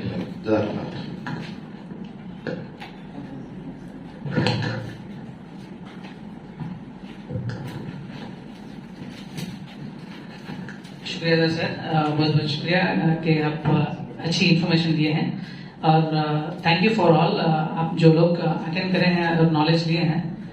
बिफोर कंक्लूडिंग दिस सेशन और सर को हमारे मौल साहब को देने से पहले एक छोटी सी कहानी, एक छोटी सी स्टोरी आपको मैं सुनाना चाहूंगा कि एक 16 साल की बच्ची जो महाराष्ट्र में रहती है, हर रोज अपने घर से अपने कॉलेज जाती है ट्रेन से। सो एक दिन ऐसा था, वो बच्ची इंटरमीडिएट का एग्जाम दे के अपने घर जा रही थी लोकल ट्रेन में। जो लोकल ट्रेन में जोगेश्वरी ट्रेन स्टेशन है और आपको पता है कि ट्रेन जो मुंबई के ट्रेन हैं बहुत ही ट्रैफिक और बहुत ही रद्दी रहते हैं। तो उस टाइम वो बच्ची क्या करी, अपने स्टेशन से पहले आके गेट के पास खड़ी होगी कि नेक्स्ट स्टेशन मेरा आने वाला है। थोड़ी ही देर में वो बच्ची के साथ एक ऐसा हादसा होता है, बच्ची ट्रेन से नीचे गिर जाती है। जब वो बच्ची का आंख खुलते हैं तब देखती है ट्रेन ऊपर से जा रही है और वो बच्ची ट्रेन के ट्रैक पे पड़ी हुई है, दोनों पैर कटे हुए हैं। सोचो अब वो बच्ची का मेंटली स्टेट कैसा है, कैसी हालत से वो गुजर रही होगी। वो बच्ची जो पड़ी हुई थी ट्रैक पे, दोनों स्टेशनों के बीच में थी और हेल्प करने के लिए कोई भी नहीं था, बहुत देर होगी। तो बहरहाल थोड़ी देर के बाद रेलवे अथॉरिटीज ने आए और उसको लेके एडमिशन करें हॉस्पिटल में। बट उस हॉस्पिटल में सर्जरी करने के लिए, हेल्प करने के लिए कोई भी डॉक्टर नहीं था ड्यू टू स्ट्राइक। सुबह 11 बजे वो बच्ची को एडमिट करें, लेकिन 6 बजे तक वो बच्ची ऐसे ही पट्टी बांध के स्ट्रेचर में लेटा दिया गया था। तब तक उस बच्ची को कोई भी ट्रीटमेंट वगैरह कुछ भी नहीं करे। बहरहाल उस बच्ची को लेके उसके माँ बाप आए शाम में और लेके गए घर। तो सोचो घर वाले किस तकलीफ से महसूस कर रहे होंगे। और आसपास के लोग, नेबर्स, रिश्तेदार बोलते हैं कि एक जवान बच्ची घर में है और अपने माँ बाप, बूढ़े माँ बाप के ऊपर बोझ है। तो कैसा प्रेशर है, कैसा मेंटली स्टेट रहेगा उस बच्ची का। और माँ बाप पैसे वाले भी नहीं है, गरीब हैं, फ्रूट वेंडर उनके अब्बा हैं।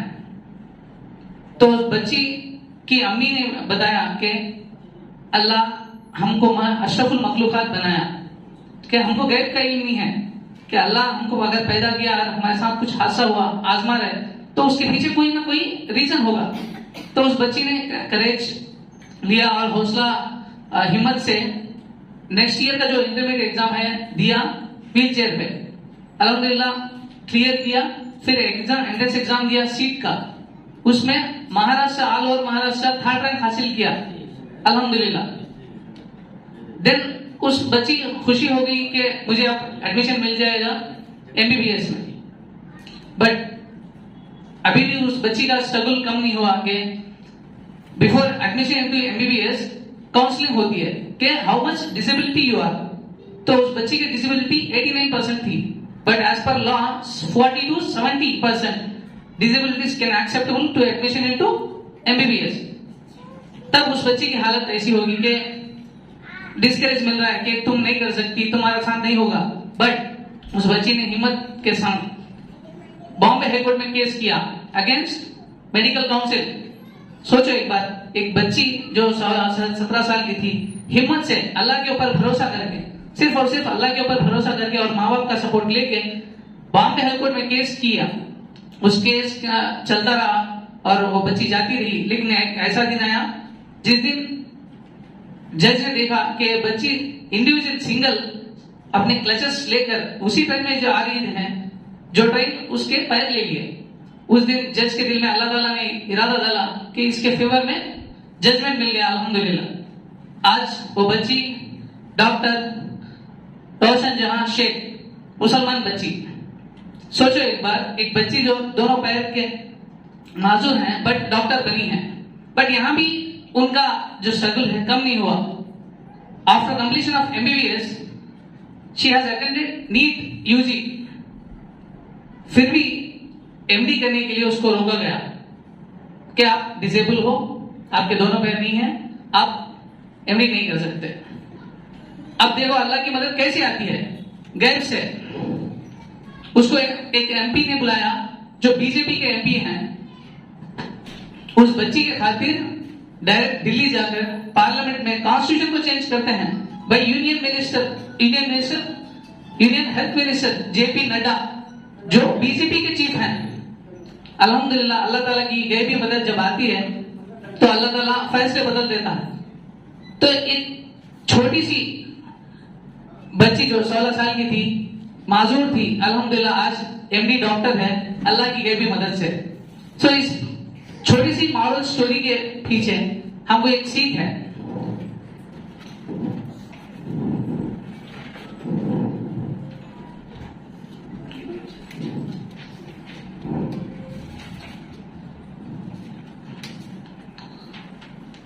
तो पहले तो यह है कि बिलीफ सिस्टम, अल्लाह के ऊपर भरोसा, जो कुछ अल्लाह करता है अल्लाह रास्ते खोलता है, अल्लाह किसी न किसी हालत में हमको मदद करता है। तो दूसरा हार्डवर्क, कंटिन्यूस हार्डवर्क उस बच्ची को एक नॉर्मल बच्ची से एक एक्स्ट्राऑर्डिनरी बच्ची बनाता है।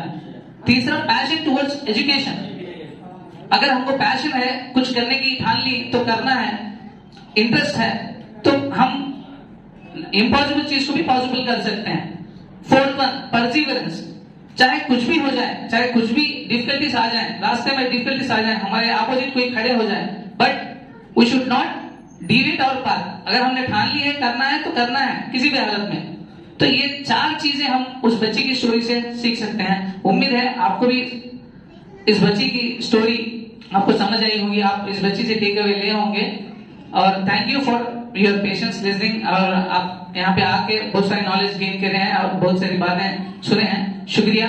और मैं जिम्मेदारों का भी शुक्रिया अदा करना चाहूंगा कि उन्होंने मुझे ये अपॉर्चुनिटी दी तो शेयर करने के लिए कुछ बातें। जज़ाकल्लाह।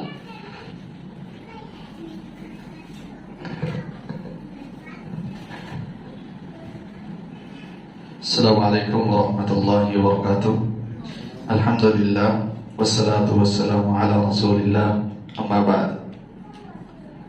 अल्लाह के फजल करम से अल्हम्दुलिल्लाह आज का प्रोग्राम बहुत बेहतर रहा। इसमें हमारे 2 मेहमानाने खुसूसी तौर पर सिकंदर सर और हमारे शफी भाई, अल्लाह ताला दोनों को जज़ाए खैर से नवाजें और उनकी कोशिशों का अल्लाह ताला बेहतरीन बदला उनको अता फरमाए। सिकंदर सर से मुतालिक मेरे जहन में पहले से भी बात थी, इंशाल्लाह किसी प्रोग्राम में बनाएंगे। आज के प्रोग्राम के बारे में मालूम नहीं था कि सर भी आ रहे हैं। सर से जो है रहनुमाई और गाइडेंस पहले से मैं ले रहा हूँ, इस वजह से जहन में बात थी कि इंशाल्लाह सर को किसी प्रोग्राम में बुलाएंगे। तो बहरहाल सर आए हैं, इंशाल्लाह दूसरा कभी फिर से मौका अगर इस तरह का प्रोग्राम हुआ तो सर को फिर जहमत देंगे इंशाल्लाह। अल्लाह ताला जज़ाए खैर से नवाजें। आप सबका भी बहुत बहुत शुक्रिया। आप सब ने भी मेहनत से और धूप और शिद्दत की गर्मी में आप मस्जिद में तशरीफ लाए।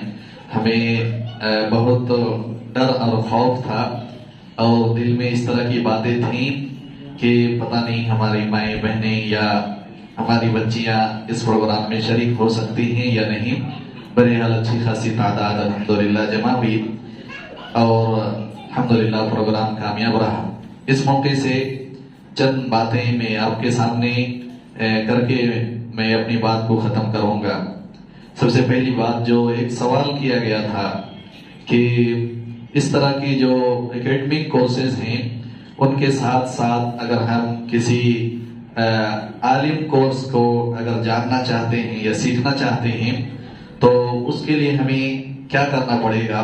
तो जैसा कि सर ने बताया कि उसके मुख्तलिफ रास्ते हैं। अगर आदमी हौसला रखे, हिम्मत करे और जहन बना ले तो इंशाल्लाह सारे काम आसान हो सकते हैं। जो भी कोर्सेज आप एकेडमी के कर रहे हैं उनके साथ साथ आप दीन की जो बुनियादी तालीमात हैं वो भी हासिल कर सकते हैं और उनके भी बहुत सारे रास्ते हैं।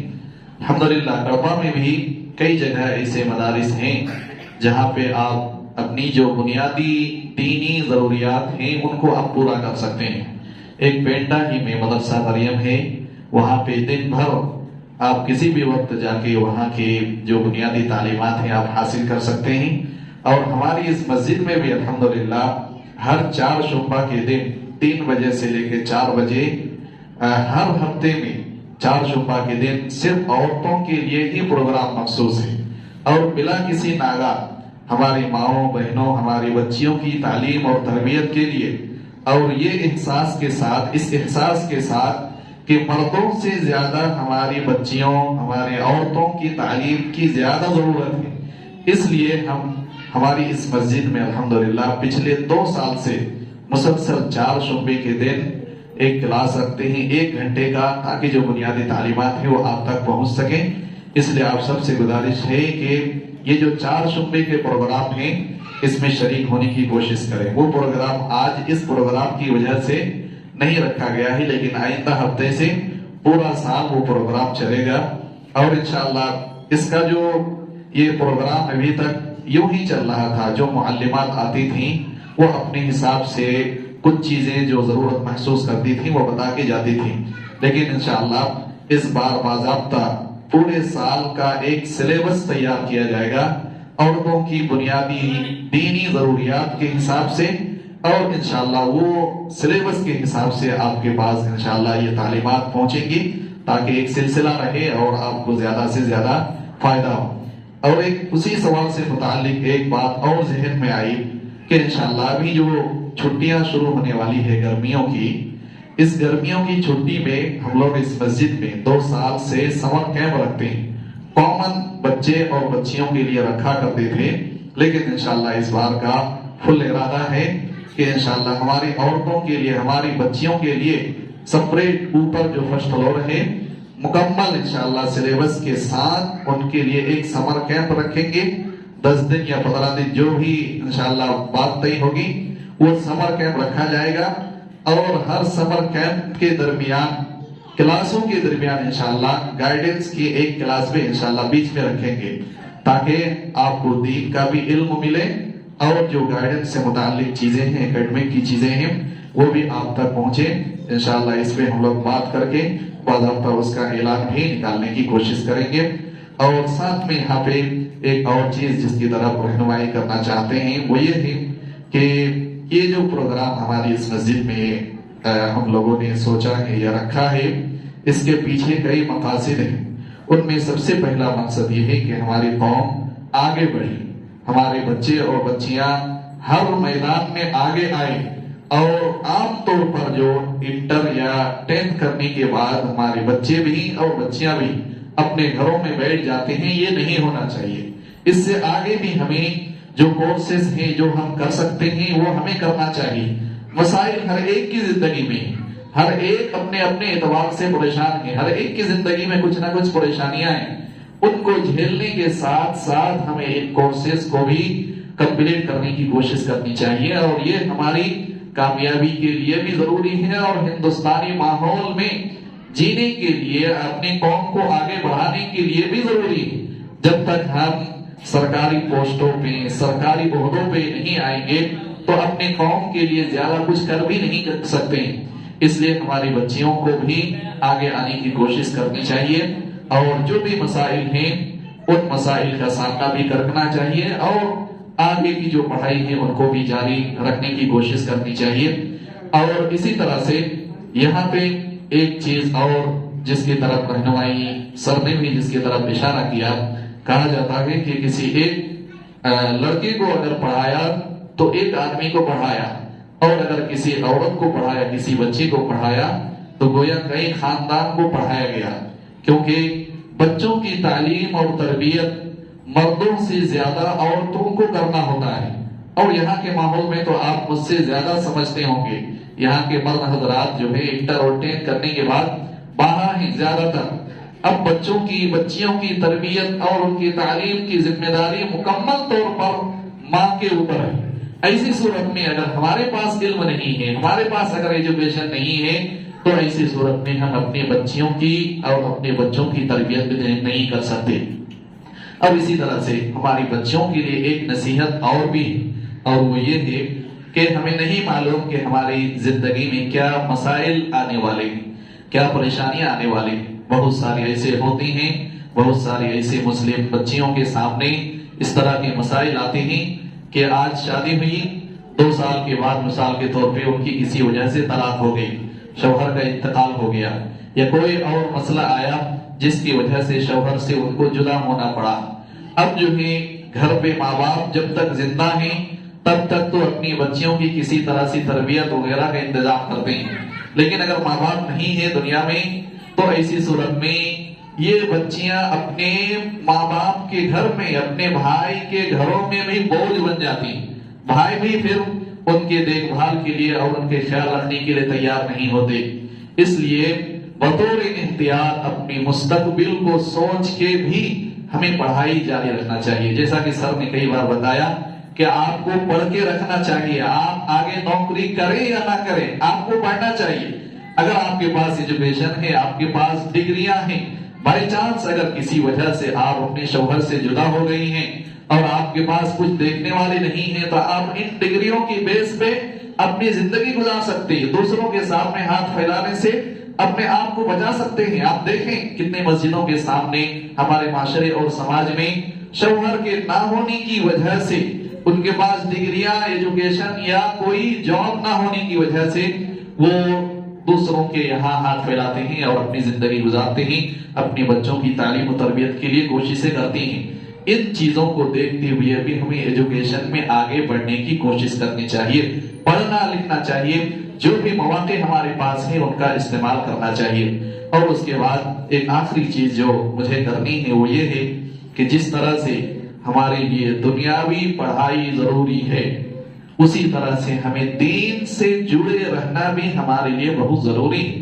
किसी एक को इग्नोर करके हम कामयाब नहीं हो सकते हैं। ठीक है, हम अगर दीन को छोड़ के बड़ी बड़ी डिग्रियां कर लें, बड़ी बड़ी जॉब्स कर लें, लेकिन दीन हमारे पास नहीं है तो ये चंद साल जिंदगी में हो सकता है आप अपने आप को कामयाब देखें, लेकिन आखिरत में कामयाब नहीं हो सकते हैं। इसलिए इस दुनिया की तालीम को भी हासिल करना और दीन से जुड़े रहना, अपनी ईमान की हिफाजत करते रहना और अपने तौहीद की हिफाजत करते रहना भी अपनी इज्जत और आबरू, अपने खानदान, अपने माँ बाप और अपने घर वालों की इज्जत और आबरू, उनकी इज्जत का ख्याल रखना भी हमारे लिए बहुत जरूरी है। हमारे माँ बाप को किसी हमारी हरकत से उनको शर्मिंदगी ना उठाना पड़े, इस चीज का पासो लिहाज भी रखना हमारे लिए बहुत जरूरी है। आमतौर पर बसा औकात ऐसा होता है कि हम चंद रोजा अय्याम की जिंदगी के लिए या ऐशो इशरत के लिए बसा औकात ऐसा कदम हम उठा लेते हैं कि हमने अपने आखिरत को भी हम बर्बाद कर लेते हैं, अपने माँ बाप को भी शर्मिंदा करते हैं, समाज और माशरे में अपने भाई बहनों, अपने खानदान, बल्कि मुस्लिम कौम को भी हम बदनाम करते हैं और शर्मसार कर देते हैं।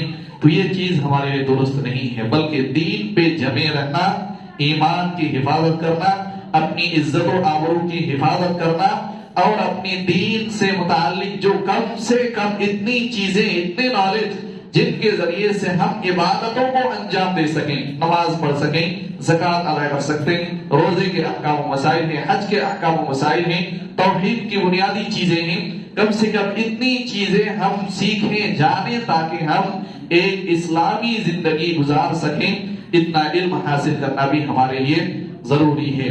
और इसी तरह से जैसा कि बताया गया, बाय चांस मिसाल के तौर पर अगर इंटर या डिग्री या फिर 10th करने के बाद अगर किसी के पास बिल्कुल भी वसाइल नहीं है, वो एकेडमिक में नहीं जा सकती है, कोई भी कोर्स अगर नहीं कर सकती है, तो कम से कम हमारी इन बच्चियों को, हमारी इन बहनों को चाहिए कि कोई मुख्तसर सा एक आलिम कोर्स कम से कम आप करें, दीन से जुड़े रहें। कम से कम कुछ भी नहीं कर सकते हैं, अगर कुछ भी नहीं करना है, कम से कम आप एक मुख्तसर सा 2 साल 3 साल का कोई आलिम कोर्स करें और उसके जरिए से आप अपनी ईमान को भी मजबूत करें, अपनी बच्चों की भी तरबियत आप कर सकते हैं और इसी तरह से आने वाली नस्लों की भी तरबियत कर सकते हैं और अपनी जो दावती जिम्मेदारी है वो भी कर सकते हैं।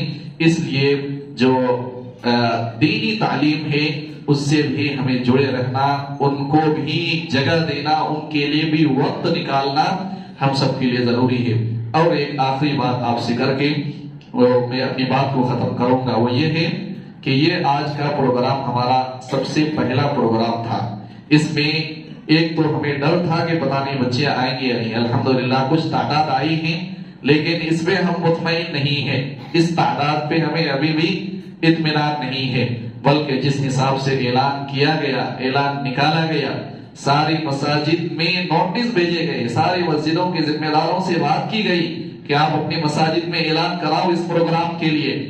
इसके बावजूद जो है ये तादाद कम है। हम सब ने आज का प्रोग्राम देखा, हमने सीखा, सबों से जो है हमने सुना और बहुत सारी चीजें हमने जानने की कोशिश की।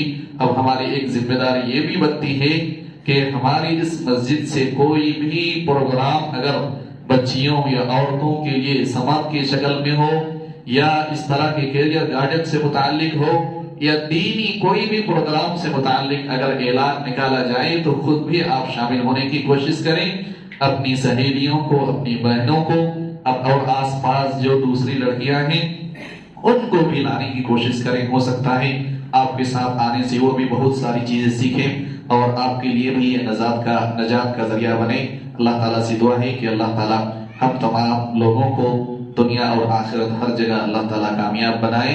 अल्लाह ताला खुसूसी तौर पर हमारे जो मेहमानान गिरामी हैं उन दोनों को अल्लाह ताला जज़ाए खैर से नवाजे। अल्लाह ताला उनकी कोशिशों को कबूल फरमाए। अल्लाह ताला आप सबको भी बेहतरीन बदलों से नवाजे। अल्लाह ताला जो भी मसाइल हमारी जिंदगी में हैं अल्लाह ताला उनको हल फरमाए। अल्लाह ताला हमारी जिंदगी में आसानी पैदा फरमाए। अल्लाह ताला इल्म हासिल करने की हम सबको ज्यादा से ज्यादा तौफीक अता फरमाए। अल्लाह ताला इल्म के रास्ते में जो भी मसाइल हैं, परेशानियां हैं, अल्लाह ताला उन मसाइल को हल करने की हमें तौफीक अता फरमाए।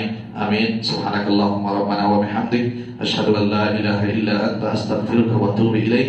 वस्सलामु अलैकुम व रहमतुल्लाहि व बरकातुहू। इंशाअल्लाह अगर समर कैंप का ऐलान हो आप सब आने की कोशिश करें।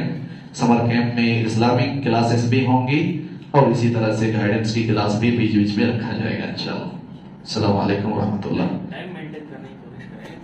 10 बजे क्लास था, 9:30 बजे हमें सब हाँ, वो टाइम जो है जो जिस हिसाब से ऐलान कराया जाता है उस टाइम पे आने की कोशिश करें तो जो बातें पेश करने वाले हैं उनके लिए भी मैनेज करने में आसानी होती है और वो सारी चीजें आसानी होती है। अगर 1 घंटा आधा घंटा लेट हो जाए तो फिर हड़बड़ी में सब गड़बड़ हो जाता। इसलिए आप सब कोशिश करें कि जो टाइम रखा जाता है, और इसी वजह से सुबह के टाइम रखता नहीं, सुबह के टाइम में रखता नहीं, हर वक्त ये कोशिश रहती है कि नमाज के फौरन बाद, किसी नमाज के फौरन बाद शुरू किया जाए ताकि नमाज में लोग हाजिर हो, उसके बाद फौरन प्रोग्राम शुरू हो। तो बहरहाल अगर टाइम इस आपके लिए ये टाइम रखा गया है क्योंकि ये नमाज का वक्त नहीं है, लोगों के आने जाने का वक्त नहीं है, इस वजह से आपका ये इत्मीनान वाला वक्त रखा गया है आपके हिसाब से। तो जब भी कोई ऐलान हो तो आप वक्त की पाबंदी करने की कोशिश करें। अस्सलाम वालेकुम रहमतुल्लाहि व बरकातहू।